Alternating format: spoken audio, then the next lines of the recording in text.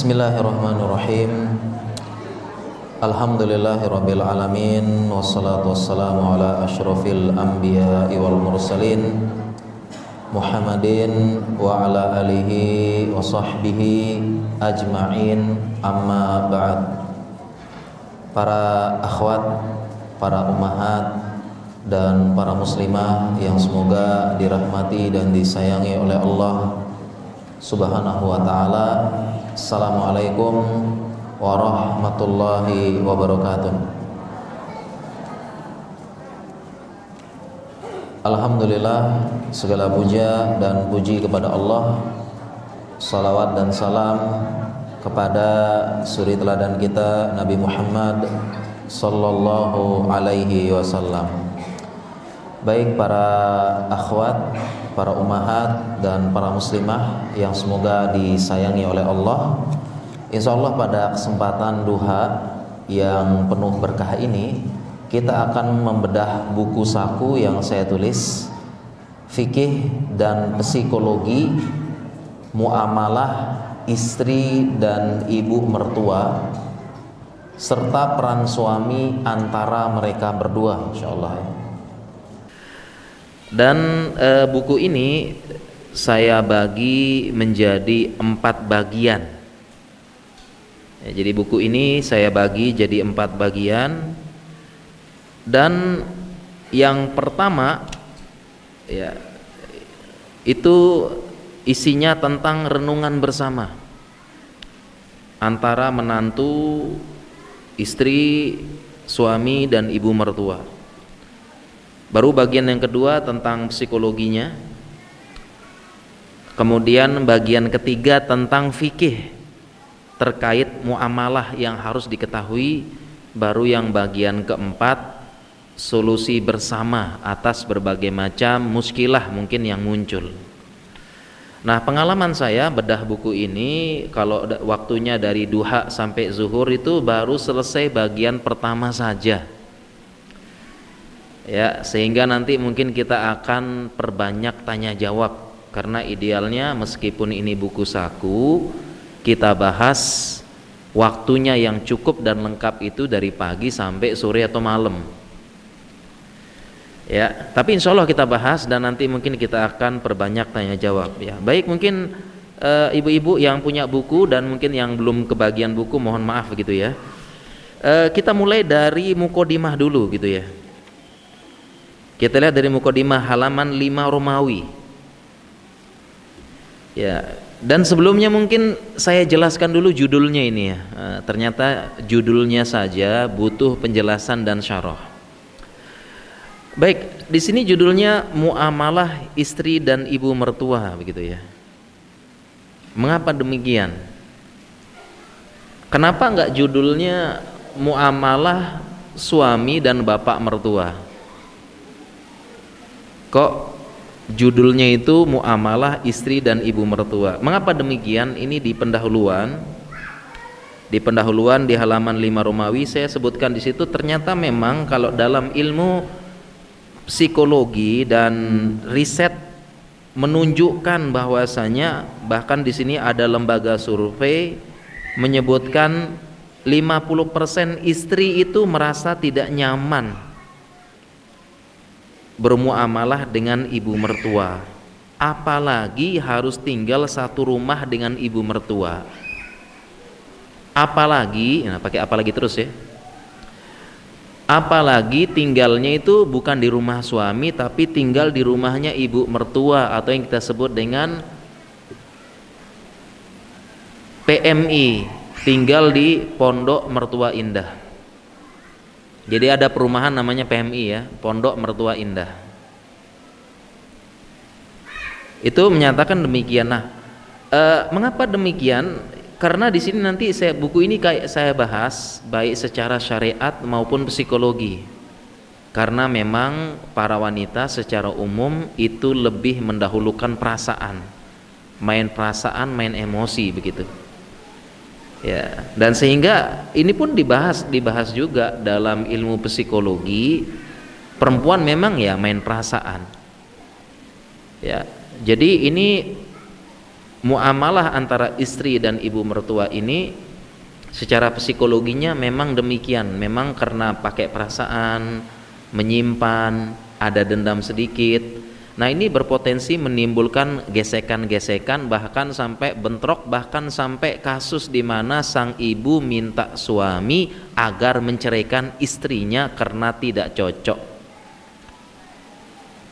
Ini diakui juga dalam ilmu psikologi. Ya.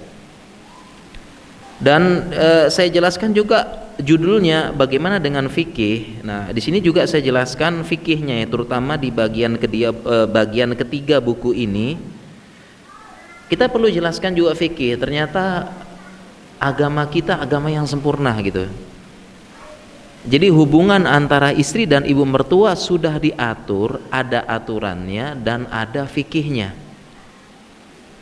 Mengapa penting mempelajari fikih?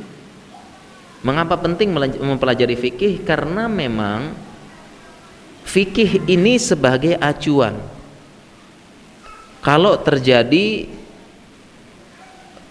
bentrokan atau terjadi ketidakcocokan dalam berbagai kepentingan, jadi kita belajar fikihnya demikian. Contohnya di sini salah satunya saya bahas fikihnya ya. Misalnya contohnya ya, suami ingin tinggal di rumah ibunya karena ibunya sakit dan sebagainya, ya. Tetapi istri nggak mau. Nah, ini kan ada perbedaan kepentingan, ya. Lalu bagaimana seperti ini? Maka kita lihat fikihnya bagaimana. Dalam hal ini haknya siapa yang dimenangkan? Ya, memang dalam urusan muamalah, urusan keluarga, urusan rumah tangga, sesuatu hal itu hukum asalnya dimusyawarahkan, dibicarakan baik-baik, dicari solusi bersama. Tapi ada kalanya dalam satu rumah tangga, dalam satu keluarga itu masing-masing kepentingan nggak ketemu. Sang suami pengen tinggal sama ibunya karena mungkin ibunya sakit, ibunya butuh perawatan, sedangkan di satu sisi istri nggak mau.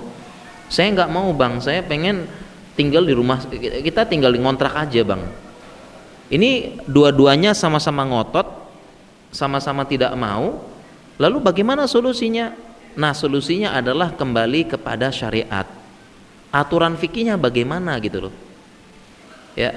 Jadi ketika ada seperti ini kita tidak mementingkan perasaan, aduh kasihan ibu, aduh kasihan istri, kasihan, enggak pakai kasihan, tetapi kita pakai aturan fikih, aturan syariat yang Allah telah tetapkan. Ya, di situ saya bahas ya di daftar isinya itu, ketika terjadi perbedaan gitu ya, perbedaan kepentingan, istri enggak mau gitu, ya, istri tidak mau tinggal di rumah suami, enggak mau. Nah, ini bagaimana ini? Nah, ini pentingnya mempelajari fikih. Ya, jadi ringkasnya psikologinya itu dipelajari. Ini judulnya doang ya. Jadi kalau fikih, ya ini penting kita ketahui ketika terjadi perbedaan kepentingan. Ya, jadi mencolok begitu ya. Pokoknya nggak mau begitu. Nah, kita harus belajar fikihnya dan kita menangkan fikihnya begitu. Siapa yang punya hak? Nah, sedangkan untuk psikologinya kita pelajari bagaimana sih psikologinya secara syariat, secara Islam maupun psikologi yang selama ini dipelajari. Jadi dua-duanya kita pelajari dalam syariat Islam begitu ya. Nah, kemudian juga ada judul penting di bawah yang saya jelaskan situ ya. Jadi kan judulnya fikih dan psikologi muamalah istri dan ibu mertua. Nah, di situ ada judul kecil serta peran suami antara mereka berdua. Ada judul kecil, maka idealnya sebenarnya suami-suami ikut sebenarnya nih idealnya ya. Idealnya ibu-ibu bawa suaminya tuh atau suruh dengerin. Karena di buku ini ada judul kecilnya serta peran suami antara mereka berdua. Karena dalam hubungan istri, menantu dan ibu mertua ini ada peran suami yang sangat penting sebagai penghubung antara mereka berdua. Bahkan peran suami sangat vital dalam memperbaiki hubungan antara istri dan ibu mertua. Itu ya. Dan kita lihat di halaman 4 Romawi di situ ya. Halaman 6 Romawi, masih muqaddimah yang punya buku ya. Dan di buku ini kita sajikan berupa sebab dan solusi. Jadi ada sebab kenapa sih hubungan antara ibu mertua, istri dan ibu mertua hubungannya seperti ini ada sebabnya. Baik secara syariat maupun medis nanti, secara psikologisnya. Dan ada solusinya juga secara ringkas terkait hal ini, baik secara syariat maupun psikologinya juga. Ya, jadi kita bahas secara syariat maupun psikologis ya. Dan yang ternyata dua-duanya ini ada benang merahnya. Dua-duanya ini ada hubungannya, masya Allah ya, seperti itu. Ya, jadi kombinasi keduanya dan insya Allah hal-hal ini akan menyinggung dunia nyata kita gitu ya. Ya, jadi kita berusaha apa yang ada kenyataan itu kita aplikasikan seperti itu. Baik, kita lanjutkan. Nah, kita masuk isi ya. Nah, ini karena waktunya singkat, mungkin kita bahas ringkas banget ini ya, supaya buku saku ini selesai gitu ya. Ya, baik, kita mulai halaman pertama itu ya. Yang punya buku kita mulai buka halaman pertama, masuk ya. Nah, ini halaman pertama, tepatnya di bagian pertama. Ini ada renungan atau nasihat bagi suami, bagi ibu mertua, dan bagi istri begitu. Di halaman pertama judulnya itu salah satu sebab rumah tangga hancur karena tidak belajar fikih nikah sebelumnya. Tidak belajar fikih nikah sebelumnya, dan termasuk fikih nikah ini adalah fikih hubungan istri dan ibu mertua.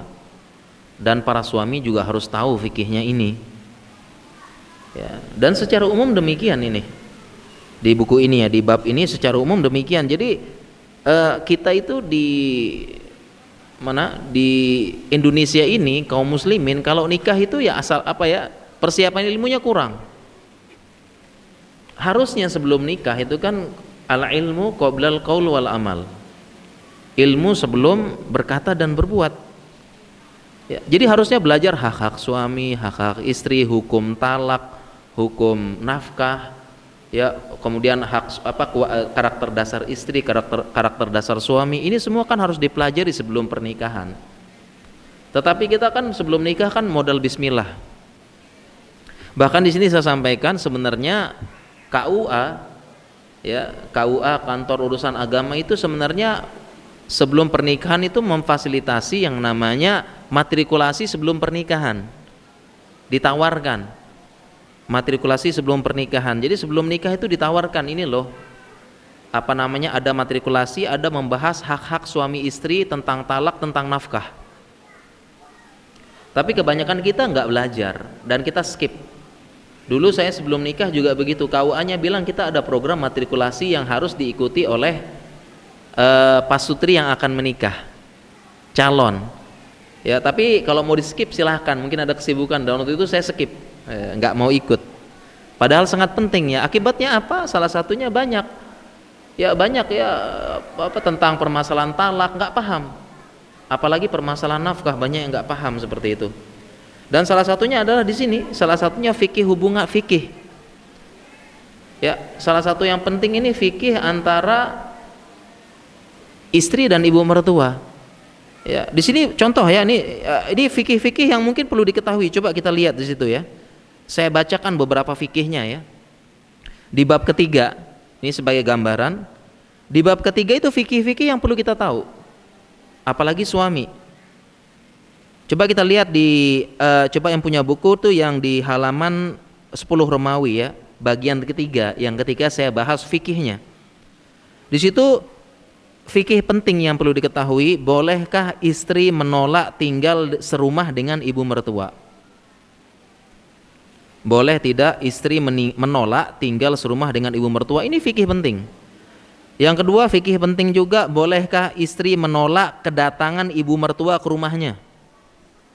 Jadi ibu mertua pengen main-main ke rumahnya, istri boleh nolak nggak? Ini fikihnya penting nih. Kemudian apakah istri wajib berbakti kepada ibu mertua sebagaimana berbakti kepada orang tua sendiri? Nah, ini fikih penting juga, ada pertanyaan. Fikih selanjutnya, sekiranya istri kaya, apakah istri wajib menafkahi ibu mertua? Nah, ini penting juga fikihnya nih. Kemudian selanjutnya, bolehkah istri menolak merawat mertua yang sepuh dan sakit? Waduh, ini banyak pertanyaan fikih juga nih. Contohnya begini ya. Contohnya mertuanya sakit, qadarullah kena stroke. Kemudian suaminya sibuk kerja, pergi gelap pulang gelap. Akhirnya siapa yang merawat mertuanya di rumah? Siapa yang merawat? Ya, yang merawat istrinya. Sedangkan istrinya punya beban mendidik anak, anaknya 2, 3, mengurus bayi, apalagi lagi hamil. Nah, tentu yang merawat mertua di rumah yang sakit, apalagi qadarullah ya, sakitnya stroke ya, perlu dikasih makan, disuapin, bahkan dicebokin. Siapa yang ngurusin? Istri jadinya. Sedangkan suami sibuk di luar, pergi gelap pulang gelap. Nah, secara fikih boleh menolak apa enggak? Bang, enggak kuat bang, capek ngurusnya bang. Sedangkan mindset yang ada di mindset yang ada di pikiran suami, istri harus berbakti sama suami. Ketika suami bilang rawat ibu saya, kamu harus rawat. Nah, ini kita perlu bahas fikihnya nih, penting. Ya, ini saya bahas di fikih ya. Kemudian kalau istri tinggal di rumah ibu mertua, misalnya jadi PMI ya, Pondok Mertua Indah, secara fikih apakah istri wajib nyapu, wajib ngepel, wajib masak, wajib ngarit enggak ya? Ataupun mengerjakan pekerjaan IRT yang lain, apakah wajib nyapu, masak, ngepel dan sebagainya? Ini perlu kita bahas secara fikih. Ya, biar jelas begitu ya. Walaupun secara fikih ya, hubungan-hubungan muamalah ini sebenarnya kan luas, dimusyawarahkan, tetapi terkadang itu ada gesekan-gesekan atau ada perbedaan kepentingan atau ada titik temu yang tidak ketemu-ketemu. Nah, kalau sudah seperti ini kita wajib kembali kepada fikihnya. Siapa sih yang benar? Haknya siapa yang harus ditunaikan? Siapa yang paling wajib? Siapa yang paling berhak? Ini kita bahas. Nah, selama ini ketika sebelum menikah kita nggak belajar, ya akhirnya ya terjadilah apa yang terjadi. Hak suami, hak istri, hak talak, hak nafkah ini kita nggak belajar. Makanya di bab pertama ini ringkasnya di bab pertama ini saya sampaikan bahwasanya kita harus belajar lagi. Hak suami, hak istri, hak mertua itu wajib kita pelajari. Kemudian langsung ke halaman 4 ya. Ini mohon maaf ya, kita percepat ya biar kita dapat poin-poin dari setiap bab. Bagi yang punya buku halaman 4 masih bagian perenungan. Salah satu sebab keretakan rumah tangga yaitu kurangnya komunikasi, termasuk hubungan istri dengan ibu mertua. Kurang komunikasi begitu.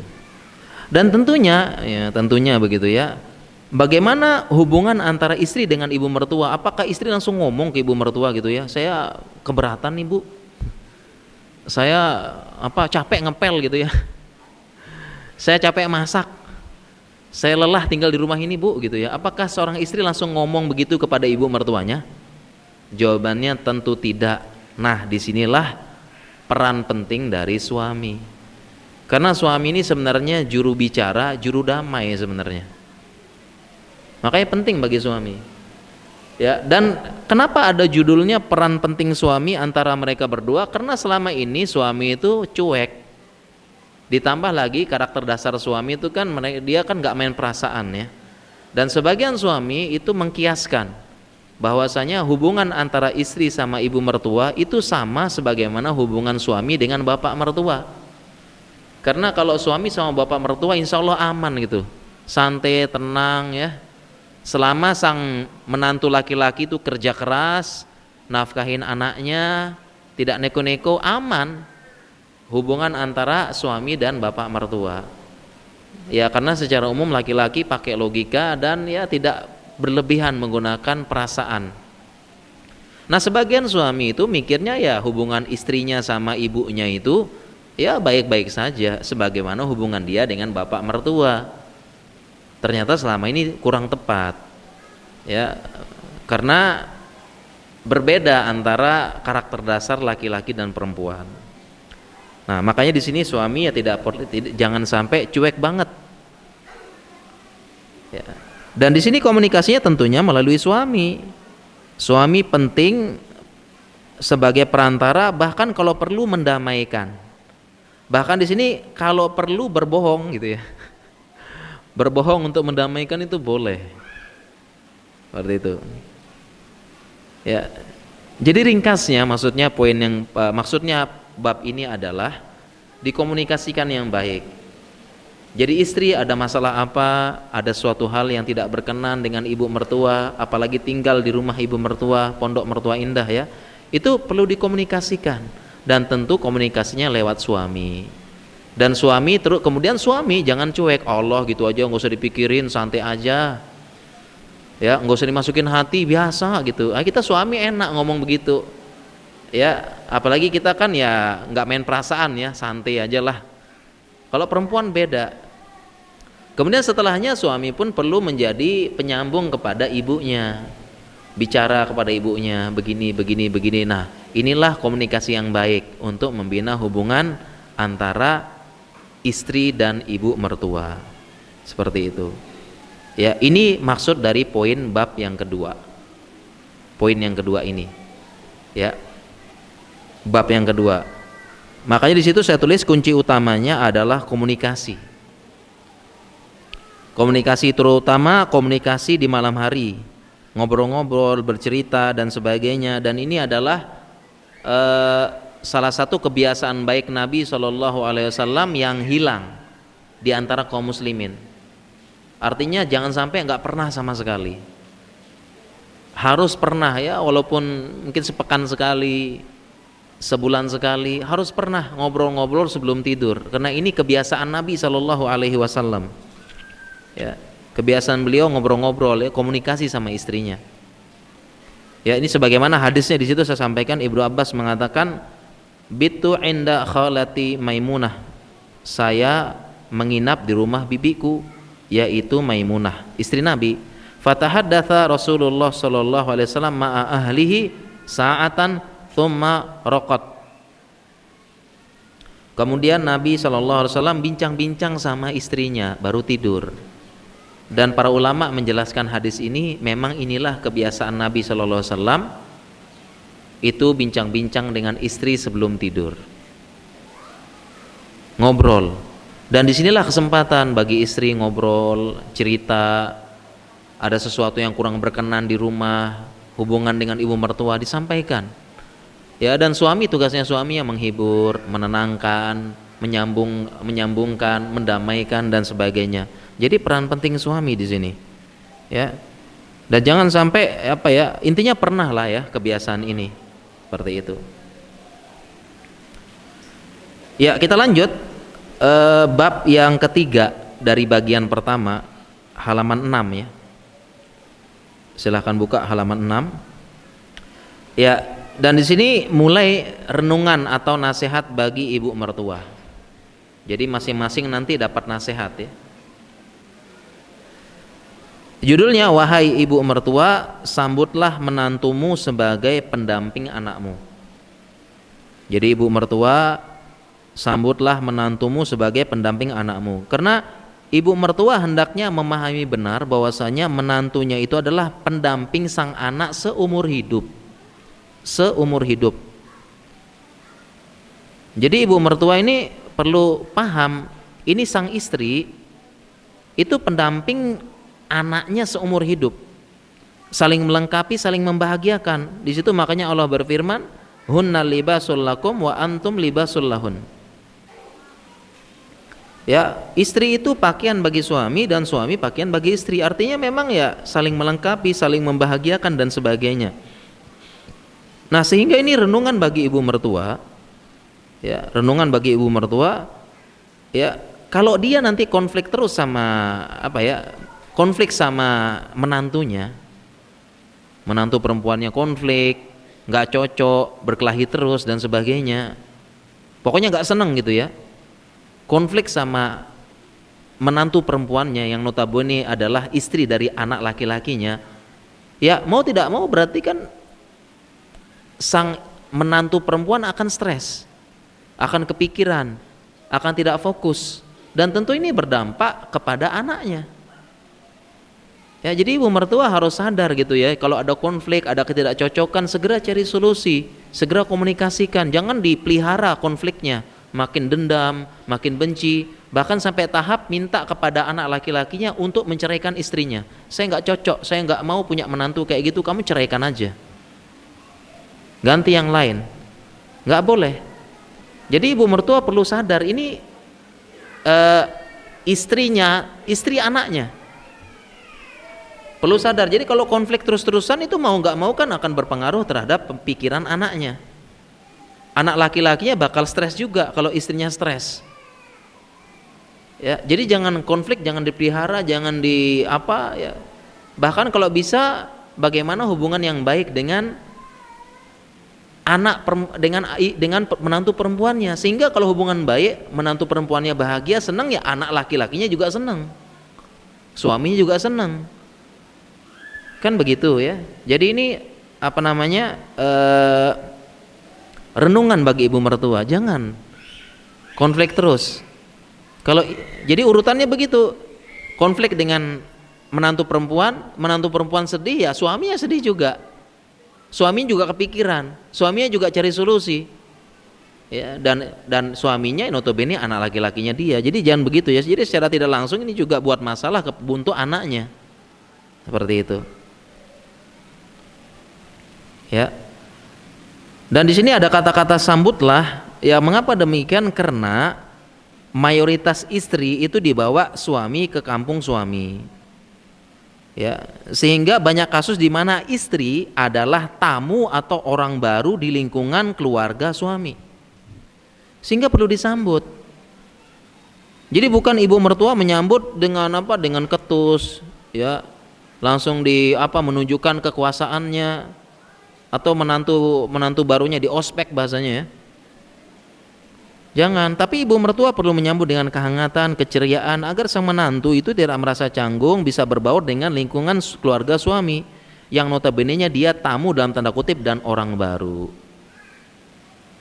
Ya, ini perlu direnungkan bagi para ibu mertua. Ringkasnya ya, kalau istrinya stres ya suami ikut stres juga, mau gak mau pikiran. Ya, jadi bikin susah anaknya sebenarnya jadinya. Dan ada ungkapan dalam bahasa Arab, innal binta dhaifatun fi baiti abiha. Sesungguhnya anak perempuan itu tamu di rumah bapaknya. Ada yang paham tidak ungkapan ini? Sesungguhnya anak perempuan tamu di rumah bapaknya. Kok bisa jadi tamu di rumah bapaknya? Karena umumnya anak perempuan itu hanya sebentar di rumah bapaknya, seperti tamu. Setelah itu dia pergi. Itu anak perempuan, seperti tamu di rumah bapaknya. Kenapa? Ya karena anak perempuan sama kita berapa lama? Cuma 12 tahun tinggal sama kita. Setelah itu mondok atau kemana begitu ya.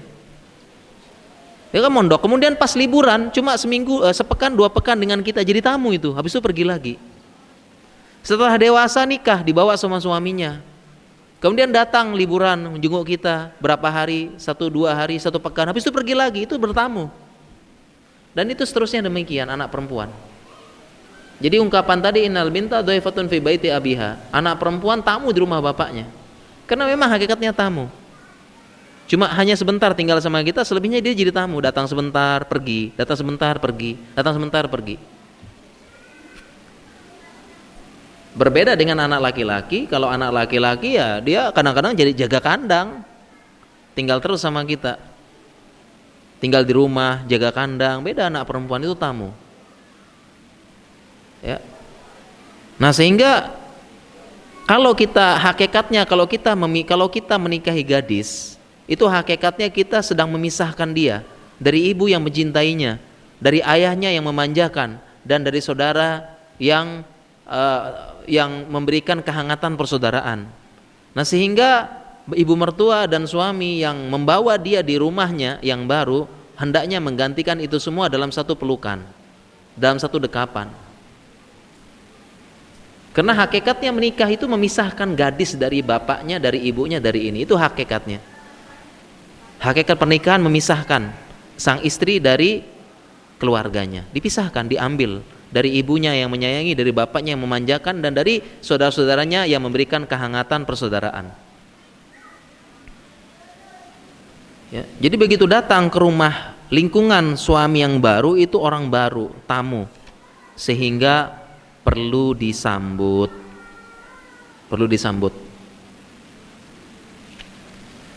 Kita lanjut bab selanjutnya ya, halaman 7 ya, kita bahas poin-poin penting aja ya. Kemudian masih nasihat bagi ibu mertua ya, wahai ibu mertua, jadilah ibu yang baik bagi menantu. Jadi kalau bisa tadi ya, berusaha menggantikan ibunya, karena hakikat menikahi gadis memisahkan dia, dipisahkan. Sehingga jadilah ibu mertua yang baik sebagaimana ibu kandung sang istri, sang menantu. Dan di sini ada beberapa tips singkat menjadi ibu mertua yang baik, kita bahas secara ringkas. Yang pertama, memberikan kepercayaan penuh kepada menantu dalam rumah tangganya. Memberikan kepercayaan penuh. Di situ saya tuliskan tidak sering memberikan komentar dan masukan dalam rumah tangga sang anak dan istrinya. Tidak terlalu jauh mencampuri kebijakan menantu dalam urusan rumah tangga, urusan ngatur rumah, ngatur dapur, ngatur sofa, ngatur kamar, ngatur hiasan dinding, itu nggak usah dikomentari. Jangan terlalu banyak ikut campur kebijakan, apalagi terlalu turut campur dalam kebijakan mendidik anak. Tidak boleh. Dan kalau kita bahas fikihnya, ini tidak boleh secara syariat, ingat. Ini mohon maaf ya, berarti ibu mertua dan calon ibu mertua, para suami ya, ini secara fikihnya tidak boleh orang lain, termasuk ibu mertua ataupun mertua siapapun itu, ikut campur dalam urusan rumah tangga orang lain. Dalam pengaturan rumah, dalam pengaturan sofa dan sebagainya tidak boleh ikut campur. Apalagi dalam kebijakan mendidik anak, ini nggak boleh nih. Ya, mendidik anak nggak boleh ikut campur. Cara mendidik anak begini dan sebagainya. Mengapa demikian? Ini ada kita bahas fikihnya ya. Ada hadisnya, ada dalilnya. Dalilnya apa? Dalilnya adalah hadis Nabi SAW. Beliau bersabda, wal mar'atu ra'iyatun ala ahli baiti zaujiha wa waladihi. Ini perhatikan hadisnya, dihafalin ya. Para istri hafalin hadis ini. Ini dalil bahwasanya siapapun itu termasuk ibu mertua tidak boleh ikut campur dalam kebijakan rumah tangga, pengaturan rumah dan cara mendidik anak. Dalilnya ini, wal mar'atu ra'iyah, yang namanya istri itu ra'iyah, bertanggung jawab. Ala ahli baiti zaujiha, bertanggung jawab terhadap rumah suaminya, dan bertanggung jawab terhadap waladihi, dan bertanggung jawab terhadap anaknya suami. Dan hadis ini disebutkan tentang ra'iyah. Ra'i secara bahasa itu artinya pengembala. Karena hadis ini lengkap, lengkap hadis ini adalah inna likulli ra'in himan. Sesungguhnya setiap pengembala itu ada himan. Apa himan itu? Himan itu adalah daerah gembalaan. Jadi zaman dulu kala itu ada daerah gembalaan. Masing-masing gembala itu sudah matok-matoknya, ini daerah gembalaan saya, ini daerah gembalaan saya, ini daerah gembalaan saya. Nah, setiap ro'i bahasa Arabnya itu pengembala. Makanya ini diserap dalam bahasa Indonesia ro'iyah, rakyat yang diatur. Seperti itu. Nah, jadi ibaratnya ada himan, ada daerah masing-masing, kekuasaan. Nah, kalau sudah dibagi-bagi seperti itu, ya tidak boleh masuk ke daerah himan yang lain. Jadi pengembala ini nggak boleh masuk ke daerah kekuasaan pengembala yang ini. Jadi dia nggak boleh bawa kambingnya, untanya, nggak boleh dibawa ke daerah itu, karena itu daerah kekuasaan dia. Itu maksudnya dengan ra'iyah. Nah, hadis ini disebutkan al-mar'atu ra'iyatun. Seorang istri itu dia punya kekuasaan di mana ala ahli baiti zaujiha, di rumah suaminya, wa waladihi, dan anak-anaknya. Sehingga hadis ini fikihnya bahwasanya siapapun itu tidak boleh ikut campur, tidak boleh mencampuri urusan rumah tangga orang lain, termasuk ibu mertua. Ini tidak boleh. Apalagi dalam hal mendidik anak. Oh, kadang-kadang tuh juga gemes ya, ibu mertua juga gemes ya. Pokoknya anaknya begini loh, kok cara nyusuinnya begitu, cara yang benar begini, cara pakai popoknya begini, oh cara tidurnya begini dong, bukan begitu. Ibu udah pengalaman ini, nggak boleh. Itu tidak boleh. Yang boleh hanyalah memberikan masukan, memberikan nasihat dengan cara yang baik. Tidak boleh. Ini perhatikan, ini fikihnya. Kemudian yang kedua, poin yang kedua, tidak terlalu sering memberikan nasihat, apalagi kalau tidak diminta. Jadi ibu mertua tidak boleh terlalu sering memberikan nasihat, apalagi tidak diminta. Jadi memang benar ya, ibu mertua itu sudah berpengalaman ngurus rumah tangga dan sudah pengalaman menghadapi berbagai macam urusan rumah tangga. Nah, ketika ibu mertua datang main-main ke rumahnya sang anak, dia lihatlah rumah, dia lihatlah begini, dapur. Tiba-tiba, kalau sebelumnya kan ngatur-ngatur, sekarang memberikan nasihat. Tapi nasihatnya keseringan. Oh, ini pengalaman ibu, oh ini raknya jangan begini nih, kasurnya begini, sofanya bagusnya begini. Main-main. Ya, terlalu sering memberikan nasihat. Pengalaman ibu begini, begitu juga ngatur anak. Pengalaman ibu orang-orang dulu begini, terlalu sering, apalagi nggak diminta seperti itu. Jadi setiap kali datang ke rumah sang anak selalu ada nasihat. Ya, jadi memang nasihat itu bagus, tapi kalau terlalu sering menyebabkan anak, terutama menantu, justru merasa disindir, bahkan dihakimi. Ya. Jadi ibu mertua nggak usah tadi kan ngatur-ngatur jelas nggak boleh ya. Nah, ini terlalu sering kasih nasihat nggak boleh juga, karena akan menantu itu merasa disindir atau merasa dihakimi. Setiap kali main ke rumahnya menantu, rumah anaknya, itu tiba-tiba nasihat, kasih tahu, kasih begini. Ini namanya nyindir. Apalagi nasihat khusus itu disampaikan untuk menantu dari ibu mertua langsung di depan suaminya dan terjadi berkali-kali. Jadi nasihatnya itu di depan suaminya dan terjadi berkali-kali. Ini loh, ya, cara ngatur sofanya begini di depan suaminya. Kalau seperti ini bukan nasihat, tetapi sindiran. Ya, sindiran ini nggak boleh seperti ini. Dan di situ di halaman 9 saya sampaikan ucapan Imam Syafi'i tentang nasihatnya. Nasihat itu nggak boleh sering-sering dan tidak boleh di depan orang. Imam Syafi'i mengatakan ta'amadani binus hika fingfirodi. Kalau mau nasihat, kasih nasihat pas sendiri. Wajudubni nasihata fil jamaah. Jangan kasih nasihat pas ada orang. Fa'in nanhus habainan nas, karena yang namanya nasihat di depan orang lain, naun minat taubih. Ini namanya penghinaan. La ardo istima'ahu, saya tidak ridho dengernya. Ya, jadi tidak boleh seperti itu. Ya, tidak boleh. Ya, jadi tadi poinnya udah dapat ya, tidak boleh ikut campur dan tidak boleh terlalu sering nasihat, main-main ke rumah anak. Kemudian poin yang ketiga, menghormati privasi keluarga anak dan menantu. Ini wajib. Dan tidak boleh kepo cari informasi tentang rumah tangga anaknya, tanya-tanya, cari informasi dan sebagainya. Ini nggak boleh. Itu poin yang ketiga. Kemudian poin yang keempat, berusaha menerima menantu apa adanya. Jadi jangan terlalu berharap menantunya sempurna. lalu membandingkan dengan keadaan dia yang sekarang, yang udah pengalaman. Jadi nanti kita pelajari ya, kita jelas. Jadi psikologinya ibu mertua itu, dia itu membandingkan istrinya yang baru ya, mohon maaf, dia membandingkan menantunya yang baru jadi istri, dia bandingkan dengan dirinya yang sudah pengalaman jadi ibu mertua mungkin ya berpuluh-puluh tahun.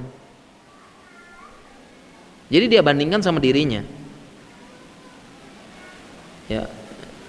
Dia merasa sudah berpengalaman, sudah pengalaman ngurus rumah tangga, udah pengalaman ngurus suami, udah pengalaman ngurus anak. Jadi patokan itu dia terapkan, patokan dia yang sudah pengalaman itu dia terapkan kepada menantunya yang baru ini. Ya, tidak boleh. Dan tidak boleh juga membanding-bandingkan, apalagi nih catatannya nih, apalagi sang ibu mertua itu punya menantu perempuan beberapa gitu. Ibu mertua punya menantu perempuan 4, udah dibanding-bandingkan semuanya tuh. Oh yang ini bagus, ini gini. Waduh, udah. Jadi jangan menuntut sempurna dan jangan banding-bandingkan. Kemudian poin yang kelima, tidak terlalu sering memberikan hadiah dan bantuan. Ya, karena memang hadiah itu bagus, dilatar belakangi oleh kasih sayang, tapi kalau terlalu sering ini berpotensi dianggap sebagai intervensi terhadap rumah sang anak. Contoh misalnya ya, contoh paling sering, ibu mertua terlalu sering ngirim makanan. Ya. Jadi ibu mertua sering kirim makanan ke rumah anaknya, rumah menantunya. Mungkin dia sayang gitu ya, dia sayang. Tapi terlalu sering, ini beda penanggapan dari sang menantu perempuan, namanya juga perempuan, main perasaan ya. Ini kok ibu sering kasih hadiah makanan. Dan bisa jadi menantu perempuannya ini merasa tersindir, jangan-jangan masakan saya kurang enak, jangan-jangan saya kurang bisa masak, jangan-jangan saya tidak bisa masak untuk suami. Karena dulu sang ibu sering masakin masakan untuk anaknya. Sekarang saya yang masakin, jangan-jangan nggak cocok. Jangan-jangan suami saya pernah ngeluh ke ibu, masakan istri nggak cocok, nggak sesuai dengan masakan ibu. Kan itu yang ada di pikiran perempuan. Namanya juga main perasaan. Nah, makanya poin kelima ini tidak boleh terlalu sering memberikan hadiah, bantuan dan sebagainya, kemudian memberikan makanan. Ini poin yang ke-11. Poin yang kesekian ya, halaman 11. Kita lanjutkan halaman 12. Halaman 12 ya. Halaman 12, wahai ibu mertua, ingatlah saat engkau pertama kali menjadi menantu dahulu. Tidak layak berbalas dendam. Jadi sekali lagi ibu mertua ingat dulu pertama kali nikah. Pertama kali jadi menantu. Habis itu jangan balas dendam. Mengapa di situ saya tulis ya? Memang secara psikologi seseorang tuh memang pengen balas dendam terhadap apa yang dialami dulu. Ini psikologi manusia, pasti pengen balas dendam terhadap apa yang dialami dulu. Makanya dalam kehidupan, dalam dunia mungkin militer, dalam kedokteran itu kan ada senior junior ya. Ada senior, ada junior. Ketika jadi junior dulu, dia merasa, wah kenapa senior kayak begini ya, zolim. Saya dibully, saya diperlakukan begini oleh senior. Saya nggak suka ya. Dibully, diperlakukan demikian oleh seniornya. Itu ketika dia menjadi apa? Junior. Kemudian tiba saatnya dia akan jadi senior. Kira-kira dia ingat nggak apa yang diperlakukan dulu, bagaimana rasanya jadi junior dulu? Ingat nggak kira-kira? Nggak ingat. Bahkan ketika dia jadi senior, dia pun akan memperlakukan juniornya begitu sebagaimana dulu dia diperlakukan saat menjadi junior. Dan inilah senior junior ya, yang tidak bisa hilang, sulit dihilangkan. Senioritas dalam ilmu dalam kuliah kedokteran kita kan ketika residensi ataupun koas memang seperti itu ya. Dalam dunia militer, dalam organisasi ada senior junior. Jadi psikologi manusia memang begitu, ketika dia diperlakukan begitu, pengennya balas dendam. Pokoknya saya nggak mau tahu. Ketika saya jadi senior saya juga begitu. Padahal waktu jadi junior dia merasa aduh ini zolim, ini nggak enak, nggak nyaman dan sebagainya. Senior zolim. Tapi ketika dia jadi senior lupa semuanya, balas dendam. Seperti itu. Nah inilah psikologinya yang terjadi pada sebagian ibu mertua. Bisa jadi ya. Bisa jadi dulu ibu mertua ini ketika pertama kali jadi menantu diperlakukan demikian oleh ibu mertuanya. Ya, diperlakukan demikian, apalagi ibu mertua zaman dulu ya. Ya, ibu mertua zaman dulu mungkin belum ada mesin cuci, belum ada apalagi tuh rice cooker, belum ada apa begitu ya. Dan dulu itu masih rumah jadi masih tinggal di rumah, rumahnya besar, di situ ada berapa keluarga.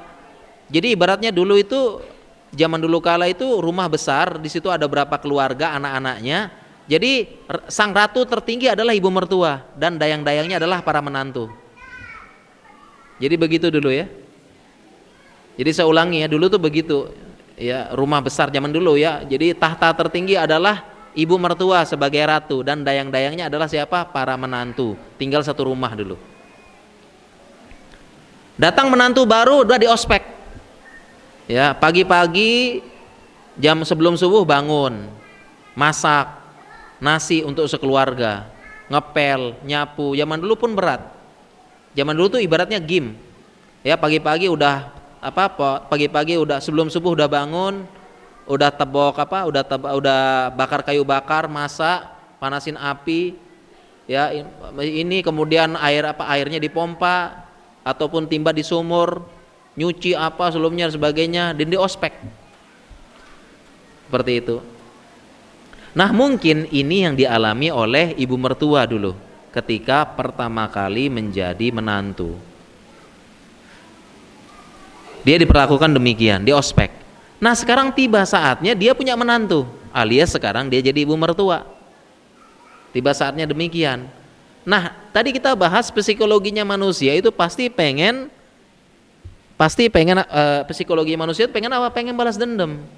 Jadi ibaratnya begini ya, ibu mertua itu begini, dulu saya itu diperlakukan kayak begini, nah sekarang kamu juga begitu. Kamu tuh harus hormat, kamu tuh harus patuh sama saya ini menjadi ratu di sini, kamu dayangnya. Kayak begitu. Nah, sehingga di sini judulnya kita tulis tidak layak berbalas dendam. Jadi jangan balas dendam gitu. Kenapa? Yang pertama, zaman udah berubah. Zaman dulu sama zaman sekarang beda. Ya, dan tidak boleh terlalu ikut campur. Menyuruh menantu dengan berbagai tugas seperti dia dulu. Kan tadi kan masuk ke pondok mertua indah, ya udah disuruh-suruh.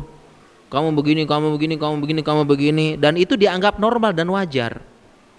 Karena menjadi adat dan kebiasaan yang jalan selama ini begitu. Ya. Jadi menantu dikasih tugas, dikasih tambahan, dianggap sebagai bawahan dan bisa diatur semau-maunya. Nah, ini tidak boleh. Masa itu udah lewat. Dan hendaknya para mertua membuang jauh pikiran balas dendam seperti ini. Karena patokannya adalah fikih dalam Islam. Bukan perasaan dan bukan adat yang berlaku selama ini. Patokannya adalah fikih dalam Islam. Salah satunya tadi fikihnya tidak boleh ikut campur rumah tangga orang lain dan sebagainya. Gak boleh. Dan tidak layak juga berbalas dendam. Gak boleh balas dendam. Ya, tidak boleh. Dan di situ saya bawa dalilnya tidak boleh seseorang itu balas dendam. Ya, an Abi Hurairah radhiyallahu taala anhu anna rajulan qala, ada seorang laki-laki datang kepada Rasulullah SAW, innali qarabatan asiluhum wa yaqta'uni wa usinu ilaihim wa yusi'una ilayya. Ya Rasulullah, saya punya kerabat, saya nyambung silaturahmi sama dia tapi mereka mutusin. Saya berbuat baik sama mereka tapi mereka berbuat baik pada aku gitu loh. Ya, intinya dia pengen balas dendam gitu loh. Saya juga pengen, tapi Rasulullah SAW mengatakan ya jangan balas dendam, jangan perlakukan dia seperti itu. Ya. Nah, jadi ini secara psikologi ya, ibu mertua tidak boleh balas dendam kepada menantu perempuannya. walaupun dia mendapatkan perlakuan seperti itu dahulu. Zaman udah berubah, teknologi sudah beda gitu ya. Ya, memang sebagian orang cerita seperti itu ya. Jadi menantu zaman dulu kala itu wah capek luar biasa. Masak apa, numbuk padi, ngepel, nyapu, nimba dan sebagainya. Ya, dan itu semua dilakukan atas instruksi dari ibu mertua. Seperti itu. Ya. Baik, selanjutnya bab selanjutnya halaman 14 dari bagian pertama. Ya, ini halaman 14 ya. Sekarang nasihat untuk istri. Nah, ini jadi semua dapat giliran ya. Tadi mungkin ibu mertua, nasihat ibu mertua mungkin para istri itu, aduh mudahan ibu mertua saya denger ya. Atau makan langsung WhatsApp suaminya, tuh dengerin tuh, sampein ke ibu mertua. Ya. Yeah. Sekarang sama nasihat untuk para istri. Termasuk nanti juga ada nasihat untuk suami juga ada. Termasuk saya berarti suami ya. Sekarang nasihat untuk para istri. Di halaman 14 yang belum punya bukunya. Wahai para istri, pahamilah bahwasanya ibu mertua merasa anak laki-lakinya adalah kebanggaan dan miliknya sebelum pernikahan. Nah, ini perlu paham para istri ya. Para istri perlu paham bahwasanya sang ibu mertua adalah wanita yang bisa jadi merasa anaknya direbut. Ini perhatiin ya. Ini psikologinya itu, psikologinya. Saya ulangi ya, jadi sang ibu mertua adalah wanita yang bisa jadi merasa anaknya direbut. Jadi ibaratnya sang ibu mertualah yang dulu merasakan beratnya hamil, beratnya menyusui, mendidik, memberikan support kepada anak laki-laki terkadang jatuh ketika dia sedang jatuh, kemudian memberikan kenangan-kenangan kecil kepada sang anak laki-laki. Kemudian sekarang anak laki-lakinya sudah jadi besar, sudah sukses, sudah punya pekerjaan, sudah punya posisi, dan tibalah saat memanen. Ibu mertuanya sudah tiba saat manen. Tapi ketika saat memanen, tiba-tiba datang perempuan lain yang ngambil. Sehingga ibu mertua merasa anak laki-lakinya udah direbut gitu loh. Jadi udah capek-capek mendidik, mensupport, menyusui hamil, anak laki-lakinya sukses jadi orang gitu ya. Tiba-tiba ada perempuan lain ngambil, direbut dari dia. Direbut dalam tanda kutip, sudah nggak tinggal serumah lagi, kemudian tiba-tiba direbut oleh anak gadis lain. Ya. Yang notabene-nya ini perempuan baru. Anak laki-laki saya direbut, dibawa, saya udah nggak tinggal serumah lagi. Tiba saatnya manen, diambil oleh anak perempuan lain, gadis baru yang nggak saya kenal sama sekali, diambil anak laki-laki saya. Sedang sukses-suksesnya, sedang mau ini diambil. Dan dia merasa, psikologi ibu mertua merasa ini direbut. Kenapa? Sebelumnya kan tinggal sama dia, anak laki-lakinya nganter ke pasar, nganter arisan, nganter berobat, nganter apa. Kalau tengah malam butuh apa-apa, ada anak laki-lakinya yang ngurus. Tiba-tiba nikah, dalam tanda kutip direbut, dibawa sama perempuan yang baru. Katanya dia perempuan ingusan baru gitu ya. Dibawa tinggal. Setelah menikah sekarang saya sepi, nggak ada orang, nggak ada yang nganter ke pasar, nggak ada yang nemenin belanja, nggak ada yang nganter arisan, sepi di rumah. Nah, ini psikologinya. Psikologinya ibu mertua begitu yang perlu dipahami para istri. Kemudian juga psikologinya saya tulis di sini, anak laki-laki adalah kebanggaan. Jadi terutama anak laki-lakinya sudah besar, sudah sukses, sudah jadi orang gitu ya. Tentunya sang ibu mertua itu masih ingin membanggakan anak laki-lakinya. Membanggakan. Jadi sekarang kita bayangin ya, rata-rata kalau ibu mertua kan umurnya berapa tuh?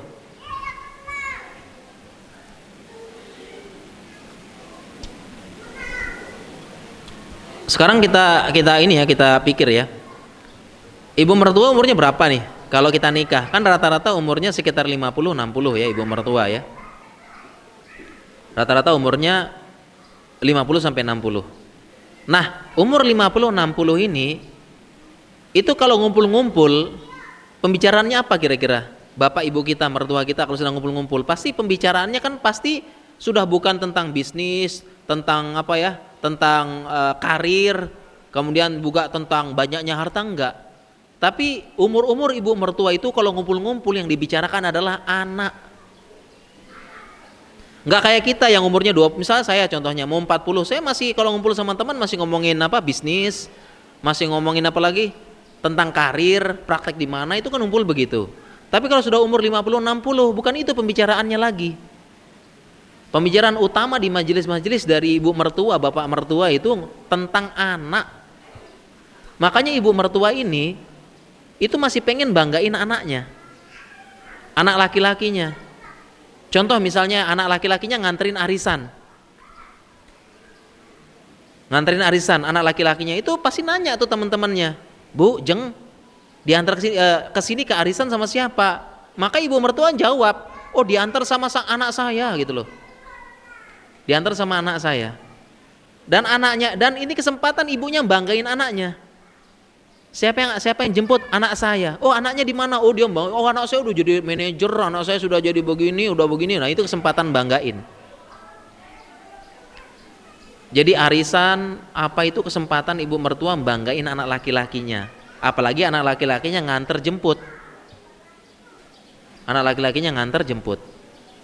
Nah setelah menikah, setelah diambil dalam tanda kutip oleh istrinya, kesempatan itu hilang. Nganter arisan, nganter apa, banggain anak laki-lakinya di depan teman-temannya, itu kesempatan yang hilang. Nah ini psikologi yang perlu dipahami oleh para istri ya, renungan buat para istri. Oleh karena itu penting, di situ saya tuliskan ya halaman 15.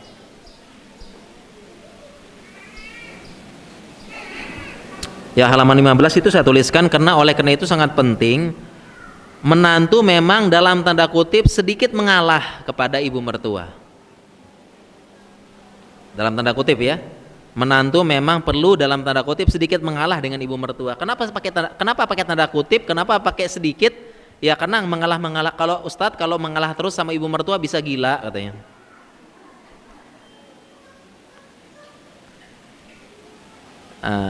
Jadi dengan memahami psikologi ini perlu sedikit mengalah. Dalam artian apa? Bukan kalah dan terus-terusan. Maksud dengan sedikit mengalah itu pertama lebih menampak, yaitu dengan menampakkan rasa hormat dan memuliakan. Kemudian menyapa lebih dulu, berusaha berbuat baik lebih dulu, berusaha memberikan hadiah lebih dulu, dan memaklumi beberapa hal dari perbuatan mertua. Selain itu ada faktor usia juga, bisa jadi juga ada faktor sepuh seperti itu. Ya.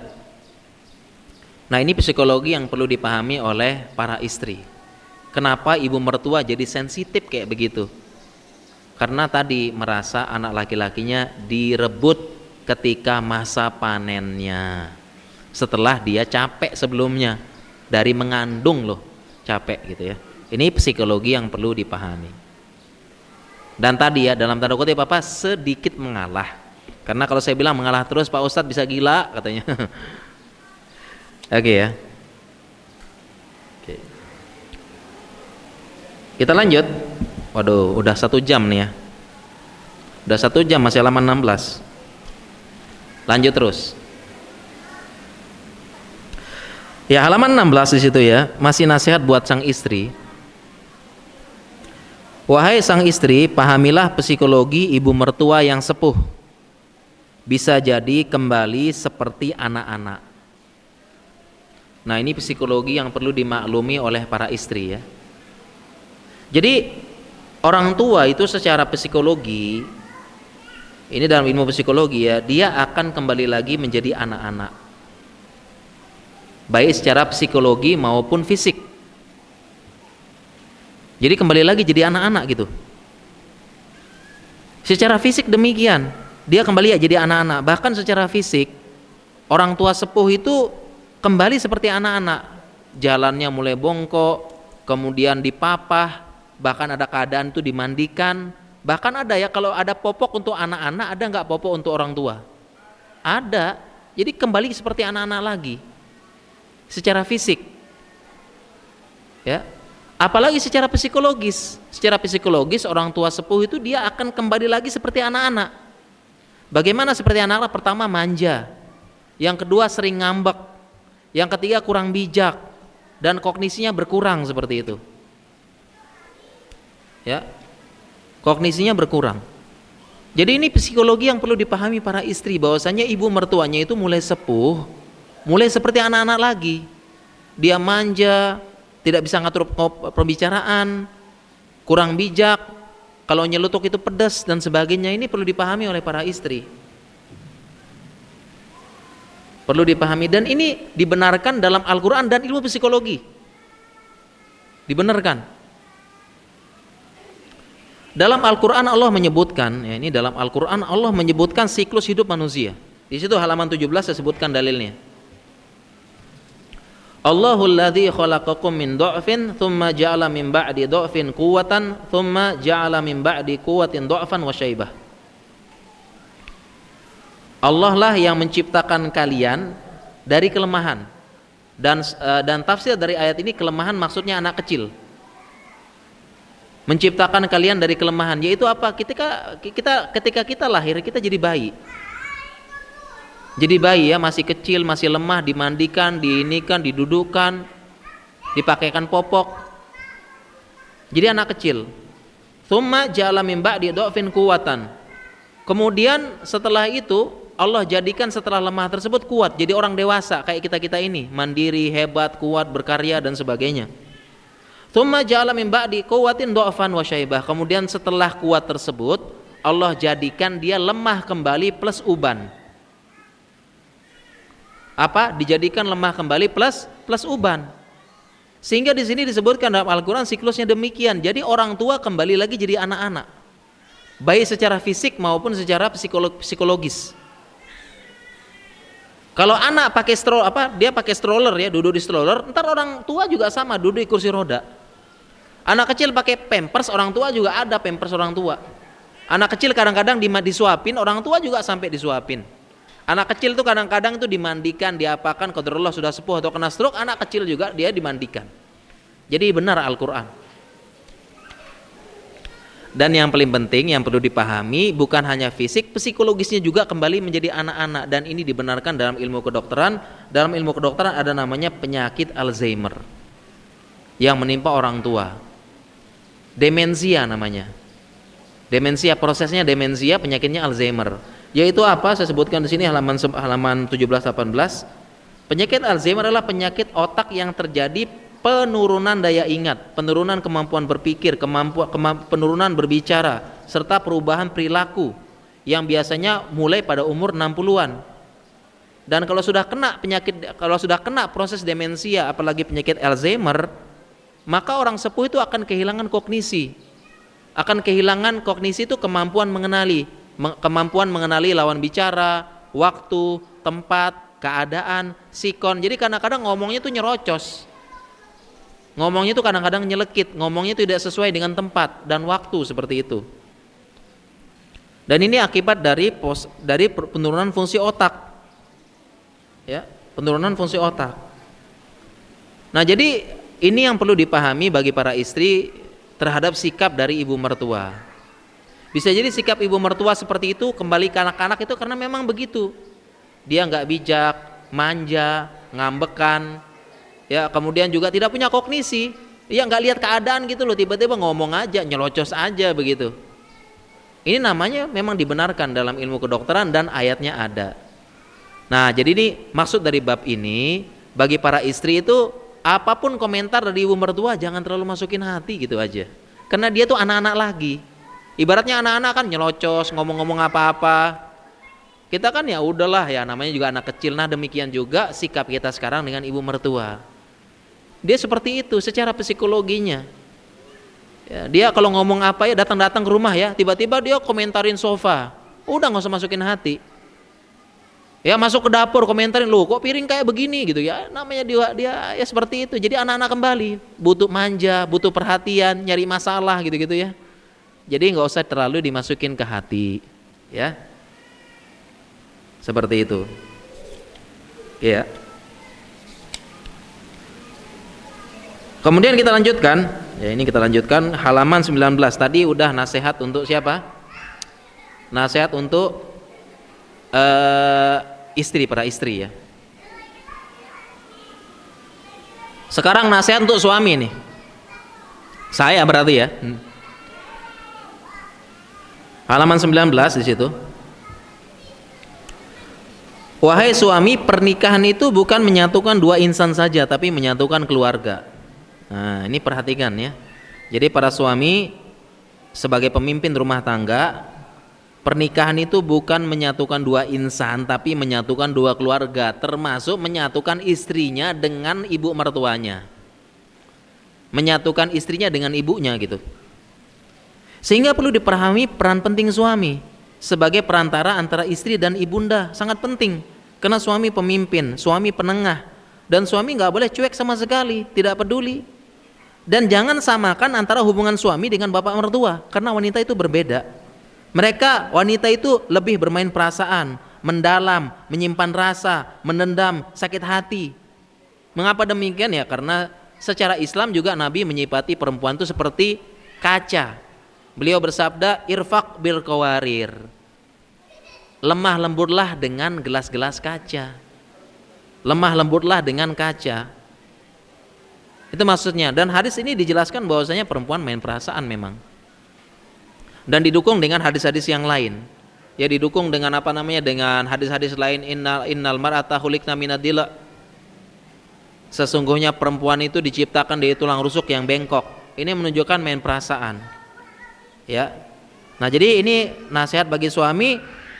Suami itu, nah ini ya halaman 20. Para suami perlu memahami ini bukan urusan remeh.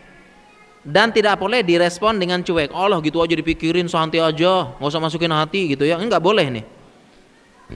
Ya tidak boleh. Bahkan butuh kebijaksanaan dalam menengahi. Dan di sini kami tulis ini ya. Kami dapatkan info bahwasanya banyak suami yang kurang peka, cuek, masa bodoh terhadap hal ini. Ini enggak boleh. Ya, jadi suami juga harus menjadi penengah yang baik. Bahkan para suami pun gitu ya. Para suami pun itu diperbolehkan berbohong. Karena dalam hadis salah satu berbohong yang boleh adalah mendamaikan kedua belah pihak yang bersengketa, apalagi dua belah pihak ini adalah muslim, apalagi kedua belah pihak ini adalah orang terdekat kita, yaitu istri dan ibu mertua atau istri dan ibu kita. Ya itu boleh, sampai-sampai boleh berbohong untuk mendamaikan. Seperti itu. Ya. Ya baik, ini para akhwat, para ummahat dan para muslimah, ini bab pertama habis sudah 1 jam ini. Saya tawarkan tanya jawab atau kita lanjutkan ini, kira-kira gimana nih ya? Coba dimusyawarahkan dulu ya. Itu pun tadi gopoh-gopoh jelasinnya ya, aduh loncat-loncat gitu ya. Yuk gimana nih, mau tanya jawab langsung atau bagian selanjutnya baru halaman 20 nih. Dari 70 halaman. Waduh. Ya. Banyak pertanyaannya. Gimana? Hasil konsensus emak-emak nih. Tanya jawab atau bahas bab selanjutnya nih?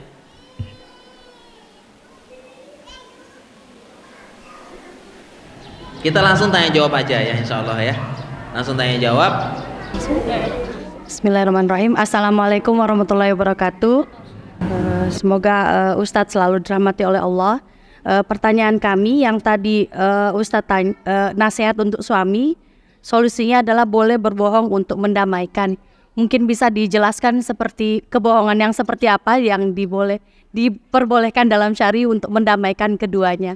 Mungkin ada contoh-contohnya. Syukran. Iya baik ya, Masya Allah ya. Maaf Ustadz, Dibocorin nanti nuduh suaminya abang bohongnya. ini langsung 3 pertanyaan atau satu-satu Ustadz? Iya baik ya, ini kita jawab dulu ya, satu-satu kayaknya ya, biar nggak lupa ya. Boleh ya? Satu pertanyaan langsung dijawab boleh ya gitu ya. Iya baik ya, gini kita jelaskan bagian ini dulu ya. Baik, jelaskan bagiannya.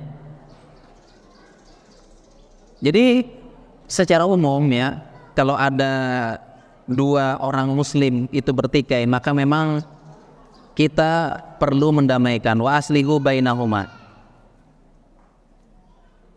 Fa in ta'ifatani minal mu'minina tatalu, apabila ada dua orang mukmin itu sedang bersengketa, memang dalil umumnya kita diperintahkan untuk faslihu, kita mendamaikan. Dan salah satu fikih bolehnya berbohong yaitu mendamaikan orang yang bersengketa. Kita boleh bohong. Nah, contohnya apa gitu ya kok boleh bohong itu? Contohnya tadi misalnya ketika ini ya, contoh ini kan sedang konflik ya. Ingat ini ya, ketika sudah bertingkai, artinya sudah parah gitu ya. Dan memang kita nggak boleh bermudah-mudahan berbohong ya. Nggak boleh mudah-mudahan berbohong. Jadi ketika konflik parah ya, jadi konflik ini pokoknya gitu aja. Kita bisa mendamaikan. Nih sebenarnya kita bilang sama istri, sebenarnya ibu saya tuh sudah lama pengen kasih hadiah sama kamu, cuma dia begini aja. Jadi sebenarnya dia sayang sama mertuanya, sama menantunya begitu. Jadi kita kasih ya. Cuma ya maklum lah, namanya ibu mertua kan gengsi, namanya orang tua gengsi. Dia sebenarnya udah siapin hadiah buat kamu gitu ya. Nah gitu contohnya ya. Nah kemudian setelah itu ngomong ke ibu mertuanya lagi. Ya, ngomong ke ibu mertuanya lagi, Bu, ini istri saya tuh dia sebenarnya hormat banget sama ibu ya. Jadi dia sebenarnya walaupun dia begitu, tapi masukan ibu semua tuh dilaksanain gitu loh, dikerjain. Waktu ibu komen tentang tempat piring itu sebenarnya dia lakukan. Ya, jadi dia sadar akhirnya ternyata ibu pengalaman. Dia mengakui ibu memang sudah pengalaman ngurusin rumah tangga dan sebagainya begitu. Nah jadi ibaratnya ya Mungkin kita tidak bisa katakan berbohong 100%, tapi ada namanya dalam fikihnya tauriyah. Tauriyah itu artinya apa ya? Membicarakan sesuatu yang tidak mengena bagian itu, tapi dipahami oleh pihak lawan bicara adalah bagian yang itu. Itu definisi tauriyah ya. Ini penjelasan panjang. Jadi kurang lebihnya demikian. Dan mungkin sebenarnya istri-istri sama mertua itu ini urusan suami nanti bohongnya gimana gitu ya. Ya intinya secara fikih itu boleh ya, boleh berbohong untuk mendamaikan dua belah pihak yang sedang bertikai. Ini yang sedang bertikai. Demikian mungkin soalnya. Assalamualaikum warahmatullahi wabarakatuh. Waalaikumsalam.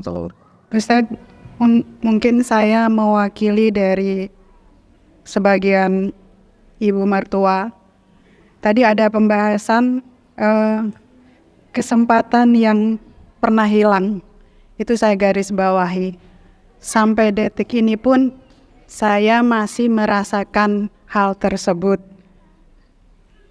Saya mohon solusi atau apa yang bisa saya lakukan. Alhamdulillah hubungan saya dengan menantu baik-baik saja. Cuman satu saja yang masih berat rasa di hati, kesempatan yang pernah hilang itu. Mohon penjelasan Ustaz. Jazakallah. Assalamualaikum warahmatullahi wabarakatuh. Ya, waalaikumsalam warahmatullahi wabarakatuh. Baik ya, baik Pak Ibu. Ini memang tadi sudah kita sampaikan. Di mana-mana psikologinya sang ibu, psikologi ibu mertua tuh semua merasakan demikian. Merasa anak laki-lakinya ini ya dalam tanda kutip ya diambil. Dan ketika tiba saat memanen, itu kurang masa panennya itu loh. Masih pengen bareng sama anak laki-laki, pengen ada anak laki-lakinya yang jaga, yang nemenin, yang ngantar berobat ke rumah sakit, kontrol ke dokter, ngantar arisan, ngantar kumpul keluarga, itu masih pengen. Dan ini dirasakan oleh hampir semua ibu yang melepas anak laki-lakinya menikah. Kayaknya kurang. Waktu itu kurang. Apalagi laki-laki sekarang kan baru lulus pengen nikah semuanya ya. Iwan-iwan kan dikit-dikit pengen nikah ya. Ini kurang dirasain. Hampir semua seperti itu. Kalau sempat merasakan alhamdulillah. Tapi kalau belum, memang ada perasaan seperti itu. Nah, oleh karena itu ada solusi nih. Ada solusi di buku ini halaman apa nih? Halaman 53. Nah, ini halaman 53 ya. Nih waktunya gak cukup soalnya sampai halaman 53 nih. Loncat aja ya. Halaman 53. Coba buka halaman 53. Jadi memang ya kalau sudah nikah sama istri kan ya udah dia sama istri terus gitu ya. Kan nggak mungkin kan diambil lagi gitu ya, istrimu tinggalkan ya, tinggal sama saya sebulan gitu. Nggak mungkin ya. Dan solusinya adalah ada di halaman 53, yaitu penekanan kepada sang istri. Ini halaman 53 solusi bersama. Judulnya, wahai istri, dukung suamimu untuk berbakti kepada ibunya. Ya, saya ulangi ya. Wahai para istri, dukung suamimu untuk berbakti kepada ibunya. Mengapa demikian? Karena di mana-mana yang namanya ibu tuh merasa kurang, masih pengen deket sama anak laki-lakinya. Tapi kalau sudah menikah gimana lagi? Dia harus tinggal sama istrinya, harus pisah. Nah, oleh karena itu para istri harus merenungkan ya, dan perlu mendukung suami untuk berbakti kepada ibunya. Mengapa demikian? Ini ada psikologinya lagi nih. Ada psikologinya lagi. Yang namanya laki-laki, kebanyakan laki-laki dia itu laki-laki itu dia sifatnya itu dia vertikal. Sedangkan perempuan horizontal. Maksudnya apa? Laki-laki itu begini. Maksudnya vertikal. Laki-laki itu kalau sudah fokus sama sesuatu hal, dia tidak bisa berpikir yang lain. Jadi kalau laki-laki sudah sibuk bangun karir, dia fokus bangun karir. Laki-laki sudah sibuk bisnis, dia sibuk bisnis. Itu laki-laki. Kalau perempuan enggak, dia multi talenta. Jadi perempuan tuh dia bisa sambil masak, sambil mikir anak, sambil dengerin ini, sambil ngomel, sambil main HP, bisa dia anak. Itu perempuan. Ini secara psikologi.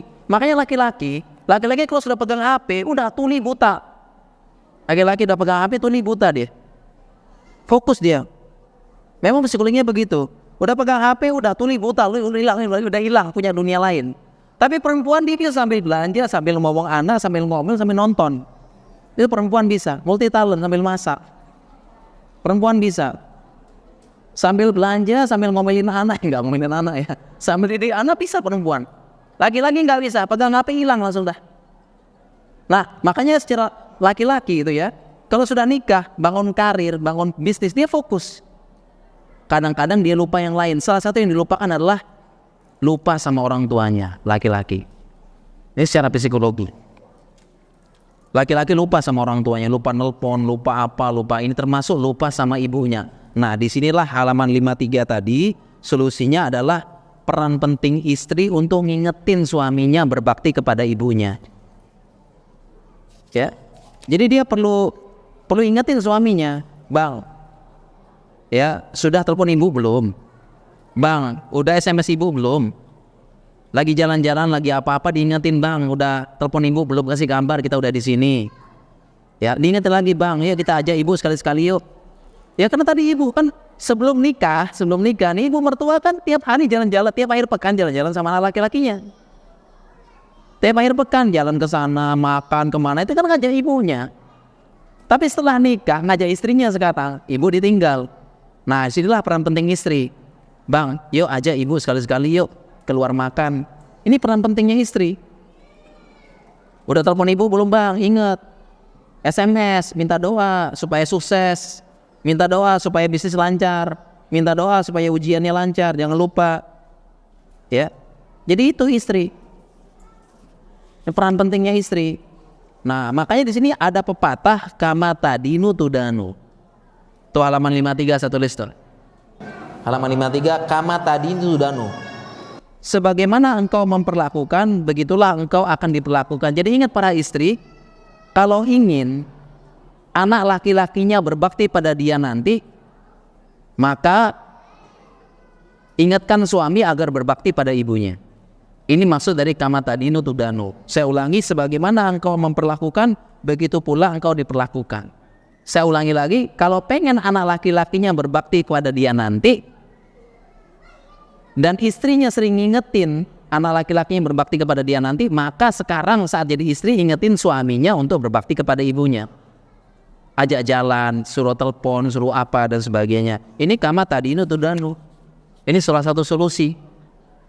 Jangan sampai di sini saya tulis ya, jangan sampai para istri memberikan pilihan, bang, pilih aku atau ibumu.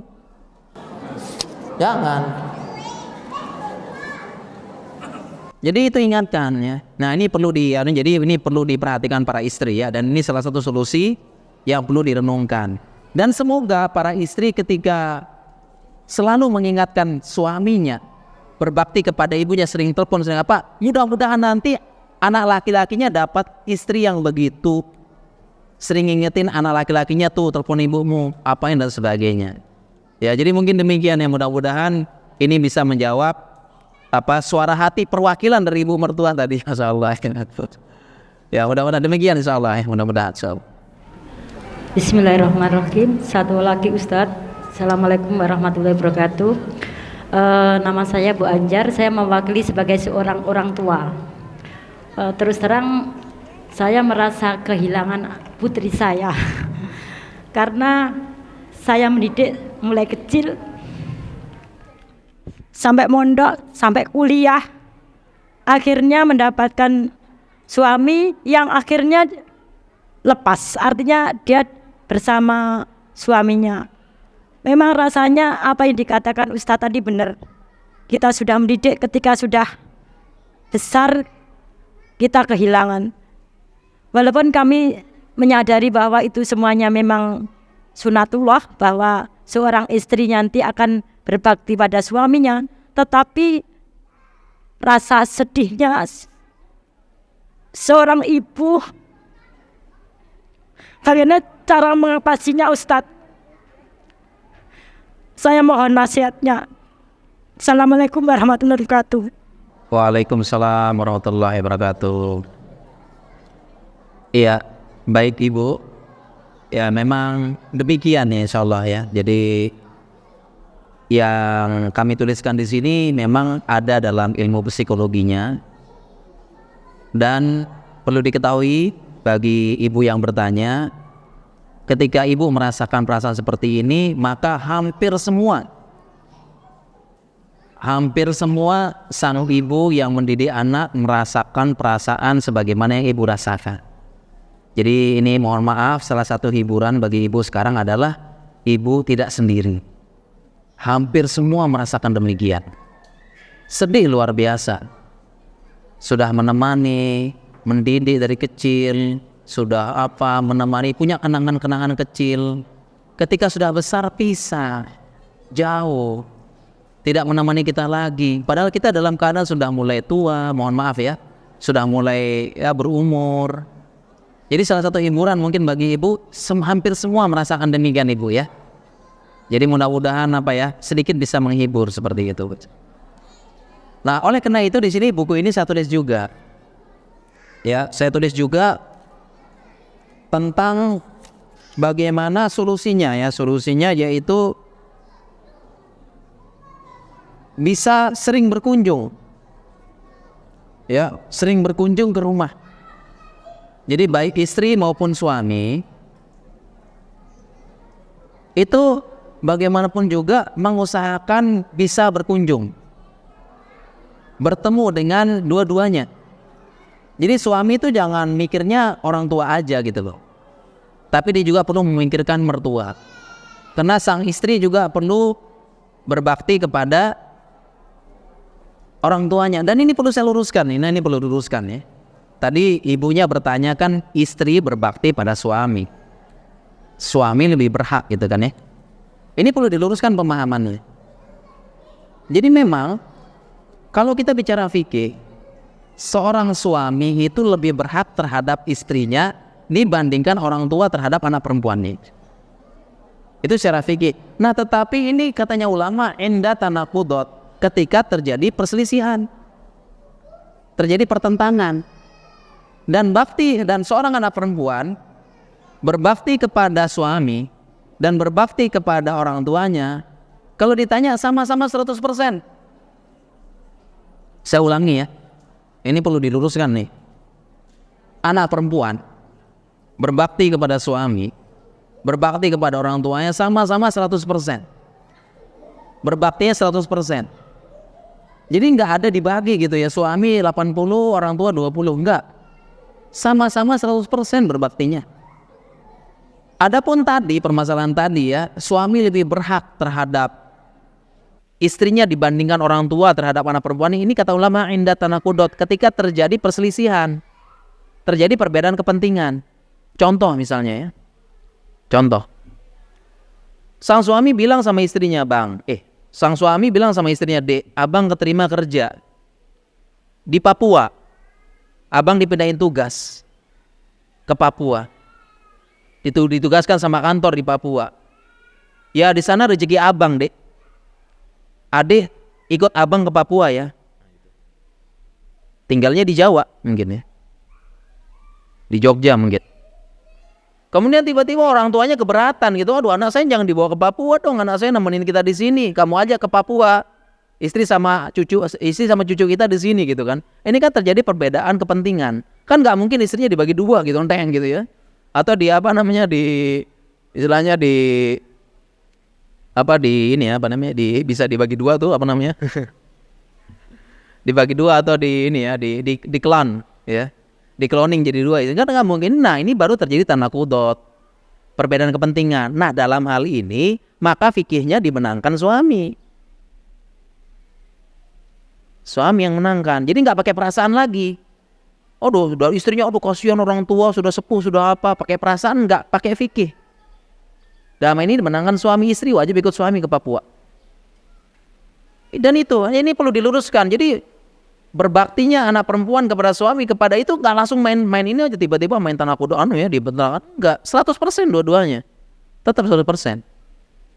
Nggak langsung ini, dan itu ulama bilang indah tanakudot itu. Tapi kok di mana-mana selalu digaungkan gitu ya.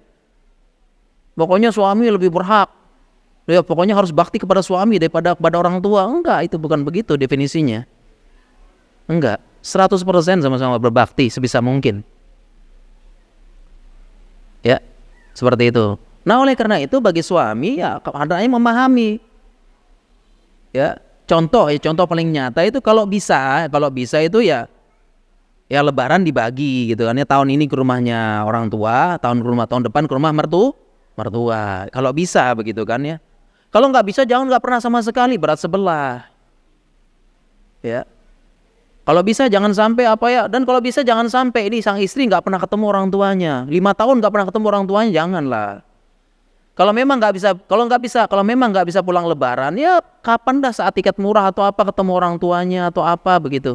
Karena sama-sama berbakti 100% hukum asalnya, nggak perlu dipertentangkan. Ini pentingnya memahami fikih. Nah ini makanya saya bahas ya, saya bahas di bagian ketiga fikih muamalah istri mertua itu seperti itu.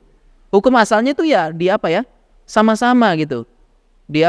Sama-sama dimusyawarahkan apa. Nah, tapi terkadang ada clash, perbedaan kepentingan. Nah, dengan mempelajari fikih ini, sang suami itu enggak main perasaan. Kasihan mertua, kasihan istri, kasihan enggak. Dia enggak main perasaan, tapi dia pakai fikih. Karena fikih aturan syariat ini Allah yang turunkan, Allah lebih tahu. Ini pentingnya belajar fikihnya ini begitu. Ya. Jadi demikian tadi ya solusinya tadi ya seperti itu. Mudah-mudahan ini bisa dipahami oleh semuanya, suami, istri, mertua dan sebagainya. Mungkin demikian insya Allah Ibu ya.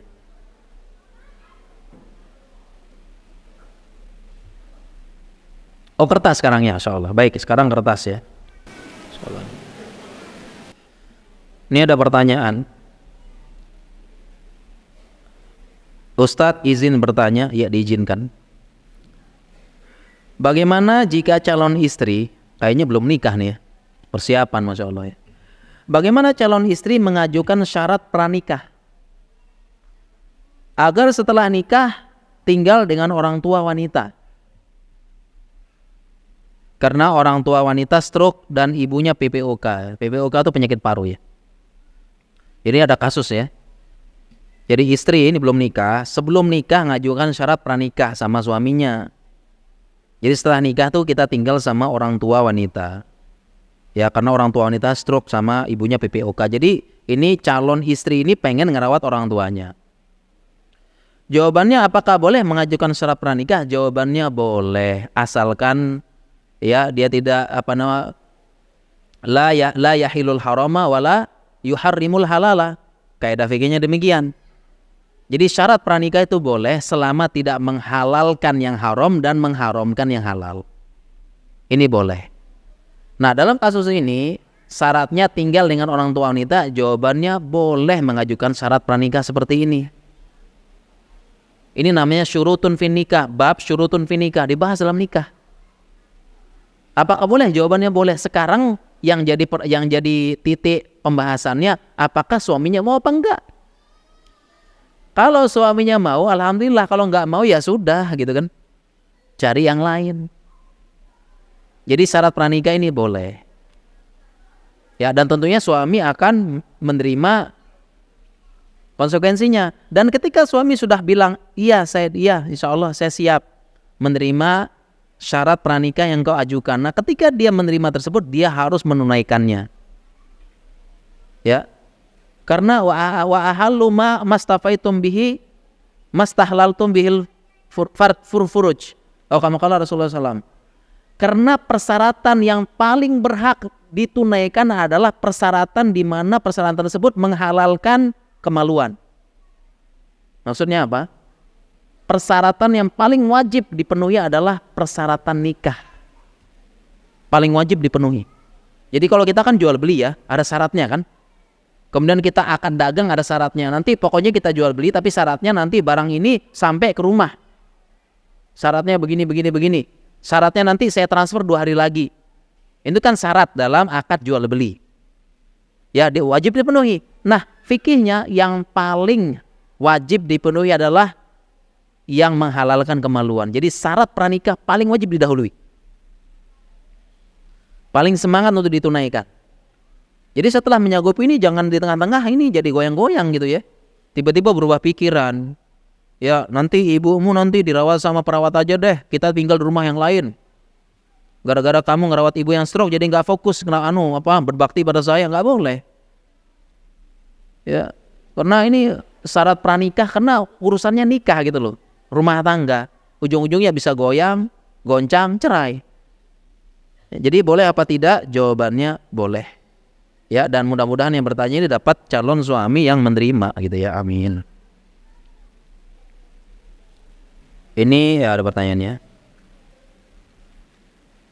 Bagaimana kita bersikap terhadap ibu mertua yang sering membandingkan antara menantu yang satu dengan yang lain? Jadi ibu mertua membandingkan antara menantu yang satu dengan menantu yang lain. Tadi saya bahas di buku ini, tapi karena gopo-gopo nggak jelaskan panjang lebar ya. Jadi yang perlu dipahami ya. Dan ini biasa terjadi, ibu mertua kalau punya beberapa menantu perempuan. Jadi anak laki-lakinya 3 atau 4. Udah nikah semua, otomatis menantu perempuannya berapa? 3 atau 4. Nah, secara psikologi yang namanya manusia pasti banding-bandingkan. Akhirnya dia banding-bandingkan. Menantu 1, menantu 2, menantu 3. Dia banding-bandingkan. Dan semuanya kurang semuanya karena dibandingkan ya. Jadi kelemahan yang ini dibandingkan sama kekurangan yang ini, kelemahan yang ini dibandingkan sama kekurangan yang ini, kebaikan yang ini dibandingkan sama ini. Jadi pengen yang sempurna gitu. Dan ini adalah psikologinya manusia, banding-bandingkan. Ya, coba aja ya kita beli barang ya. Beli barang, ada berapa pilihan? Pasti kita banding-bandingkan. Beli ini. Laki-laki juga demikian, pasti banding-bandingkan gitu kan. Psikologinya demikian. Nah, tetapi dalam hal ini, ibu mertua sebaiknya tadi kita bahas ya, menerima apa adanya, tidak ada menantu yang sempurna. Bandingin masakannya, bandingkan perhatiannya, bandingkan ini, jangan. Tidak ada yang sempurna. Makanya oleh karena itu bagaimana cara menghadapinya ya kita nasihati bagus-bagus. Mungkin dikasih buku ini mungkin ya nanti ya. Pulang-pulang, Bu, ini ada buku bagus, Bu, monggo dibaca sampai selesai. Terutama bab yang ini sudah stabilo gitu. Bab yang ini ya, jangan banding-bandingin gitu ya. Coba dikasih hadiah ya, mudah-mudahan dia bisa memahami kayak gitu ya. Seperti itu. Mungkin demikian insyaallah ya. Iya, ada pertanyaan, dosakah menantu membuat mertua menangis dan tidak menganggap mertua tidak sayang begitu ya. Ini buat menangisnya apa dulu gitu ya. Kalau sama-sama ngiris bawang kan sama-sama nangis gitu kan. Kayaknya ini menangisnya apa dulu gitu ya. Bareng gitu ya. Apalagi ini gambar bukunya kan lagi di dapur bareng gitu kan ya. Di dapur ya. Mungkin lagi ngiris bawang ini bukunya nih. Di dapur kan. Ilustrasinya kan mertua sama istri di dapur bareng ngiris bawang nangis bareng gitu. Filosofinya begitu ya. Ya, dosa kan membuat menangis ya. Maksudnya kalau membuat sedih, maksudnya menyinggung ya itu tidak baik begitu ya. Tidak menganggap mertua sayang. Nah, kayak begini kan sebenarnya masalah komunikasi. Nah, sebenarnya kuncinya di sini suami sebenarnya. Ya, kuncinya suami. Kan nggak mungkin ujuk-ujuk istri itu langsung ngomong ke ibu mertua, pokoknya saya nggak betah di rumah ini, saya nggak terima ibu mertua ngatur-ngatur saya, itu nggak mungkin gitu ya. Nggak mungkin seorang menantu ngomongnya demikian, pasti melalui suami. Ya, ini peran pentingnya makanya ya, seperti itu. Ya. Ya, bagaimana dengan hubungan periparan? Apakah boleh menjauhi ipar yang akhlaknya kurang baik dan usaha menyelamatkan rumah tangga ya? Jadi ya kalau ipar nih malah lebih jauh lagi daripada ibu mertua begitu ya. Lebih jauh lagi. Jadi kalau ibu mertua saja tadi fikihnya nggak boleh mencampuri ibu rumah tangga, anak dan nantunya nggak boleh. Secara fikih, secara syariat aturan Allah ini nggak boleh mencampuri rumah tangga dan anaknya, nggak boleh. Cara mendidik anak nggak boleh. Apalagi didik anak ini. Tadi waktunya ini ya, waktunya singkat ya. Saya jelaskan tentang yang ini dulu ya. Apalagi didik anak, banyak itu ibu mertua itu ikut campur, terlalu banyak komentar. Ya, baik cara ngurus bayi dulu sama sekarang udah jauh. Ya, jadi kalau dulu bayi dibedong, gitu ya. Sekarang udah perkembangan nggak harus dibedong. Dulu bayi itu begitu lahir langsung dimandiin, dibedong, diselimutin, cingkep begini, kicep gini doang gitu. Sekarang nggak boleh. Ya ada sekarang ya perlu dibalik, perlu diapain, perlu begini. Nah ibu mertua, ini pengalaman saya di ngurus bayi nih. Suamimu dulu diginiin gitu loh. Suamimu tuh diginiin ya, jadi orang tuh kayak giniin dulunya gitu ya. Ya bahkan kadang-kadang pas istrinya sedang pergi, mertuanya datang tuh ya, dia bedong, dia apain, nah gini cara ngurus anak. Ibu sudah pengalaman tuh loh, ini 5 jadi semua gitu ya. Udah beda. Ya, udah beda. Ini nggak boleh. Itu udah dijelaskan tadi, almar'atu ra'iyatun, perempuan, istri itu dia pemimpin, punya kekuasaan fi baiti ahli zaujiha. Di rumahnya suaminya dia tuh pemimpinnya. Wa waladihi, dan anaknya dia punya kekuasaan. Cara didik anak ya, kemudian kasih permen, kasih apa, udah beda dia dulu sama sekarang. Jadi nggak boleh seperti itu ya. Terutama didik anak, banyak itu mertua itu ya itu anak nggak boleh digituin, begini udah beda, cara pendidikan zaman udah berubah. Nah kalau ibu mertua aja seperti itu, apalagi ipar nih, jauh banget ipar nih. Lebih nggak berhak lagi ikut campur, siapa kamu gitu ya bahasanya ya. Ya apalagi kalau kita berbicara tentang laki ipar yang bukan mahram, kan hadisnya alhamu maut gitu ya. Ipar itu maut gitu. Dan tentunya hadis ini punya penjelasan yang panjang.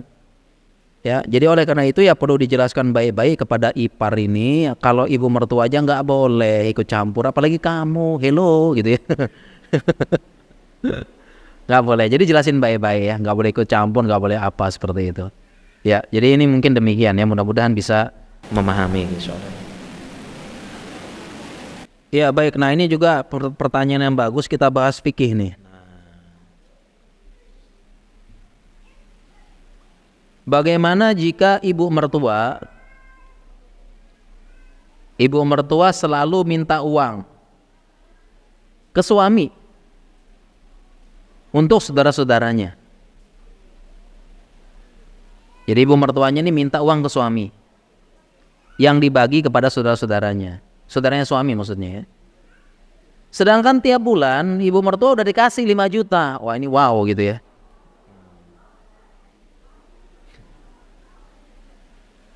Kalau nggak dikasih, nanti bilang ke anaknya, awas nanti rezekimu seret. Waduh, kena doa ini ya.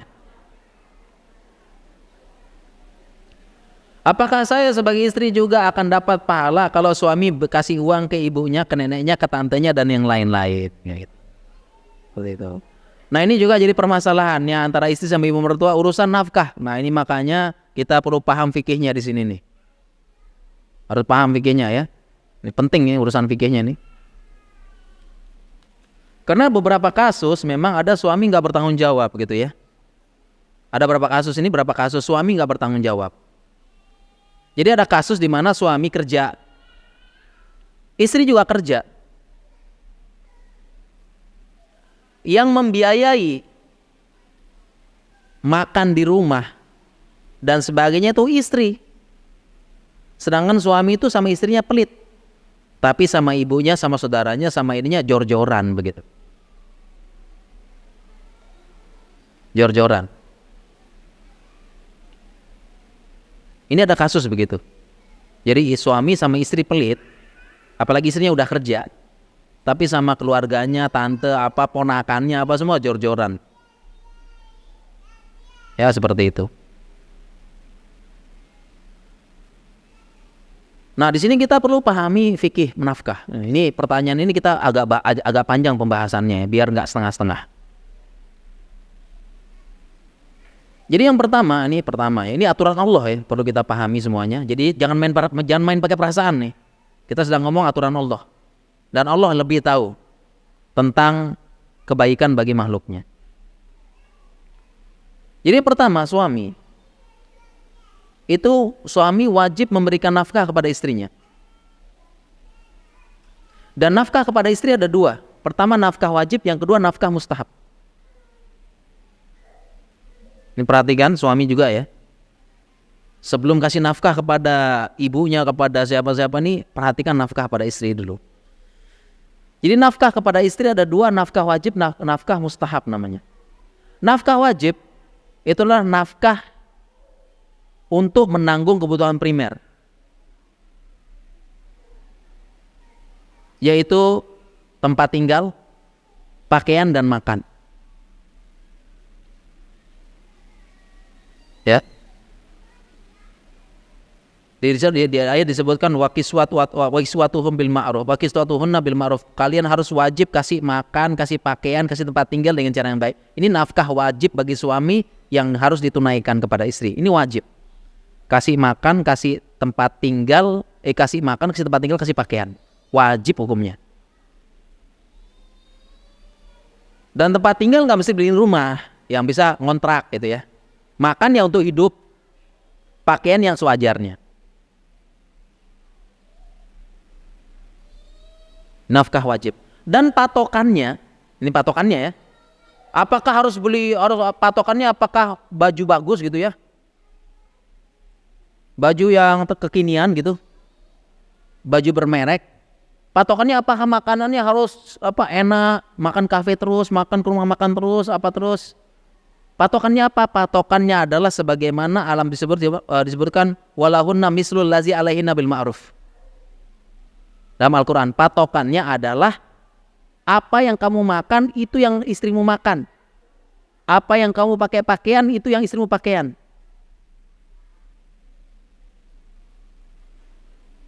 Ya. Antur imama ta'imta. Kamu kasih makan istrimu sebagaimana yang kau makan.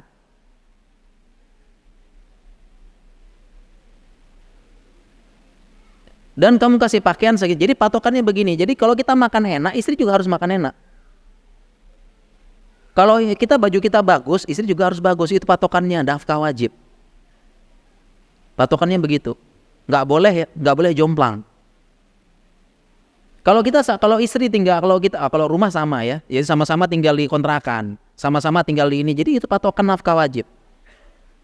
Jadi kalau kita punya HP bagus, istri nggak boleh HP saya kena, HP mau rusak nggak boleh, harus sama semuanya, harus sama. Itu patokan nafkah wajib. Karena ayatnya berbunyi begitu, hadisnya berbunyi begitu, kita kasih pakaian apa yang kita pakai, kita kasih makan apa kita makan gitu. Itu nafkah wajib bagi suami. Kalau nggak dosa. Dan itu konsekuensi nikahin anak gadis orang, menafkahi. Wa bima anfaqu min amwalihim, karena menginfakkan harta. Ini nafkah wajib. Dan jelas ini adalah kebutuhan apa? Kebutuhan primer. Wajib lah, nggak hidup anak orang nanti. Kemudian yang kedua, nafkah mustahab. Nafkah yang sunnah kepada istri. Apa itu ya? Tadilah skincare. Apalagi tuh? Lipstick, bedak, apalagi? Ini ya. Ya baju lah ya, perhiasan-perhiasan itu namanya nafkah mustahab. Nafkah mustahab. Yang artinya kalau suami nggak bisa ngajak ke salon nggak dosa gitu ya. Suami nggak beliin lipstick nggak dosa gitu ya. Ini nafkah mustahab namanya. Nafkah mustahab.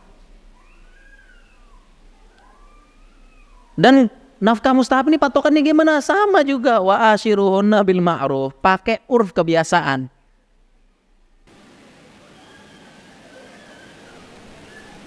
Jadi kasih nafkah mustahab ini sesuai dengan kemampuan suami. Nafkah wajib dan nafkah ini sesuai kemampuan suami dan sesuai dengan keadaan suami, begitu. Ini patokannya. Patokannya. Nah, sehingga dengan paham fikih ini kita bisa tahu, bisa kita jawab pertanyaan ini. Tadi mana pertanyaannya? Oh, ini pertanyaannya. Jadi dengan paham fikih nafkah ini kita bisa jawab pertanyaan ini. Contoh misalnya ya. Contoh. Setiap bulan sudah dikasih 5 juta. Gitu ya. Tapi ternyata uang belanja istri 10 juta. Kalau gini ya nggak apa-apa kalau begini. Ya. Dan termasuk uang belanja itu nafkah mustahab. Uang belanja istri itu nafkah mustahab. Dan bukan artinya ini ya, bukan artinya begini juga ya. Ini kan masalah fikih gitu ya. Jangan sampai setelah dengar kajian ya udah kamu kasih makan itu aja, skincare apa sekarang udah ada sekarang kan nggak wajib gitu. Enggak juga begitu ya. Karena kita diperintahkan wa asyiruna bil ma'ruf. Ya, jangan sampai suaminya rajin beli baju bagus, apa bagus, parfum mahal gitu, istri nggak dibeliin, nggak boleh. Patokannya begitu, patokannya pokoknya. Patokan nafkah seperti itu. Kalau suami begitu, istri juga begitu. Itu patokan nafkah. Ya. Nah, sehingga ini bisa menjawab pertanyaan seperti ini. Jadi kalau memang suaminya uang belanjanya istri 5 juta, kemudian ngasih ke ibunya 5 juta nggak masalah. Nggak masalah. Itu nggak apa-apa. Ya. Yang jadi masalah sekarang gitu kan, kasih ke ibunya 5 juta, sama istri cuma yang wajib doang, mustahabnya nggak ada. Apa kayak beliin cincin lah, beliin skincare kak, beliin apa, kan ini kan berarti tidak asyiruhunna bil ma'ruf. Ini masalah ini. Ya, kasih ke ibunya 5 juta, bagi buat adik-adiknya, sama istri nggak ada. Ya, apalagi ini tiap bulan gitu ya, tiap bulan dikasih, sama istri tiap bulan nggak segini, ini nggak boleh seperti ini. Tidak boleh. Maka istri boleh protes ke suaminya, kasih tahu bang fikirnya begini bang. Nggak boleh abang seperti itu. Ya. Nah, jadi pertanyaannya apakah saya sebagai istri dapat pahala? Dapat pahala ya. Dan mudah-mudahan ini yang bertanya ini ya kasih 5 juta, dia juga istrinya juga dikasih banyak juga gitu ya.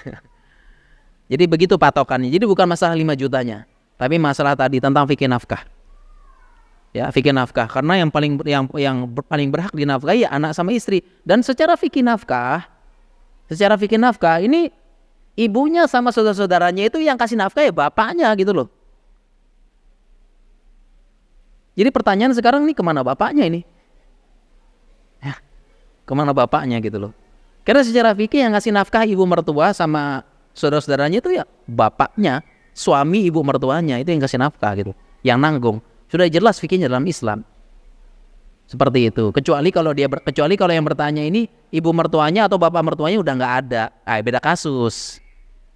Beda cerita lagi nih, fikihnya beda lagi pembahasannya. Ya mudah-mudahan di lain kesempatan bisa kita bahas ya, tentang fikih memang panjang lebar, nggak boleh kita bahas setengah-setengah. Ya, di situ perlu ada musyawarah, perlu ada legowo, perlu ada apa, tapi perlu paham dasar-dasar fikih nafkah. Supaya nggak salah dan supaya tidak menzolimi salah satu pihak. Ya, mungkin demikian insyaallah ya. Ibu-ibu kita memberikan pertanyaan dua. Oh saya. Oh siap. Untuk hadiah ya. Ada sudah ada ibu-ibu dua pertanyaan. Oh ibunya ngasih pertanyaan, ibu-ibu. Oh ngasih pertanyaan ya. Masya Allah ini ternyata udah mau jam 12 ya. Waduh. Belum, padahal ibu-ibu curhatnya belum selesai nih ya. Pertanyaannya masih banyak. Iya ini pertanyaannya, pertanyaannya buat ibu-ibu. Ya pertanyaan buat ibu-ibu, apa ya? Ini pertanyaan pertama menguji pemahaman gitu ya. Menguji pemahaman ya. Bagaimana psikologinya ibu mertua itu merasa anak laki-lakinya direbut? Pertanyaannya, silakan ya. Biar makin mantap murojaahnya nih. Assalamualaikum warahmatullahi wabarakatuh. Karena si orang tua merasa kayak sudah mencekolahkan, udah mendidik dari kecil, terus menikah, jadi kayak merasa kehilangan gitu. Iya, ya, singkat tapi bisa menjawab ya. Jadi kurang lebih demikian, insya Allah benar ya. Jadi ya begitulah perasaan yang para istri perlu pahami dari ibu pada tua ya. Misalnya satu pertanyaan lagi. Iya, satu pertanyaan lagi menguji pemahaman sepertinya ya. Bagaimana penjelasan bahwasanya seorang istri itu punya daerah kekuasaan di rumahnya dan terhadap anak-anak suaminya? Bagaimana penjelasannya? Bismillahirrahmanirrahim. Izin menjawab, saya Ulfa. Baik, seperti tradisi di Arab atau di Timur Tengah, setiap penggembala mempunyai tempat-tempat untuk menggembalakan kambing, unta, dan sebagainya. Di tempat-tempat itu sudah dikasih tanda bahwa ini tempat penggembala si A, ini tempat penggembala si B. Jadi tidak boleh si A atau si B itu saling bersinggungan di tempat-tempat yang sudah dikasih tanda untuk menggembalakan si hewan ternak tersebut. Demikian. Iya, Masya Allah penjelasannya benar ya. Jadi hadis tadi memang awalnya itu innalikul lirra'in himan. Setiap pengembala itu ada himan, daerah kekuasaan. Jadi zaman dulu kala itu pengembala itu memang sudah ada ngecup gitu ya. Ini gembalaan saya daerah ini. Rumput sini saya punya gitu ya. Nah, kalau mau bawa kambing ke situ izin dulu, nggak boleh sembarangan. Nah, lanjutan hadisnya ro'i tadi perempuan ya ro'iyah. Dan dia adalah punya kekuasaan di mana? Terhadap fi baiti ahli zaujiha wa waladihi, di rumah suaminya sama anak-anaknya itu kekuasaannya istri, yang lain tidak boleh ikut campur. Ya, penjelasan bagus demikian insyaallah. Cukup insyaallah. Tutup ya. Ya, baik para jamaah sekalian, para akhwat, para ummahat, para muslimah ya, Masya Allah ya. Saya mohon maaf sebelumnya, seperti yang saya sampaikan di awal, buku ini tidak bisa kita bahas sampai akhir karena memang butuh waktu yang banyak ya. Dan insya Allah di lain kesempatan kita lanjutin lagi. Mudah-mudahan saya bisa datang kembali lagi ya. Ya, gimana nih beli batu ya, Pak Dimin ya. Kita bahas lagi buku ini sampai selesai biar nggak penasaran gitu ya. Kita bahas solusi-solusinya juga, dan mudah-mudahan dengan mempelajari ini hubungan antara para istri dan ibu mertua menjadi langgeng, menjadi baik, serta para suami tidak cuek lagi, menjadi penengah dan mendamai antara mereka berdua. Kita akhiri, subhanakallahumma bihamdika asyhadu an la ilaha illa anta astaghfiruka wa atubu ilaik. Assalamualaikum warahmatullahi wabarakatuh. Waalaikumsalam.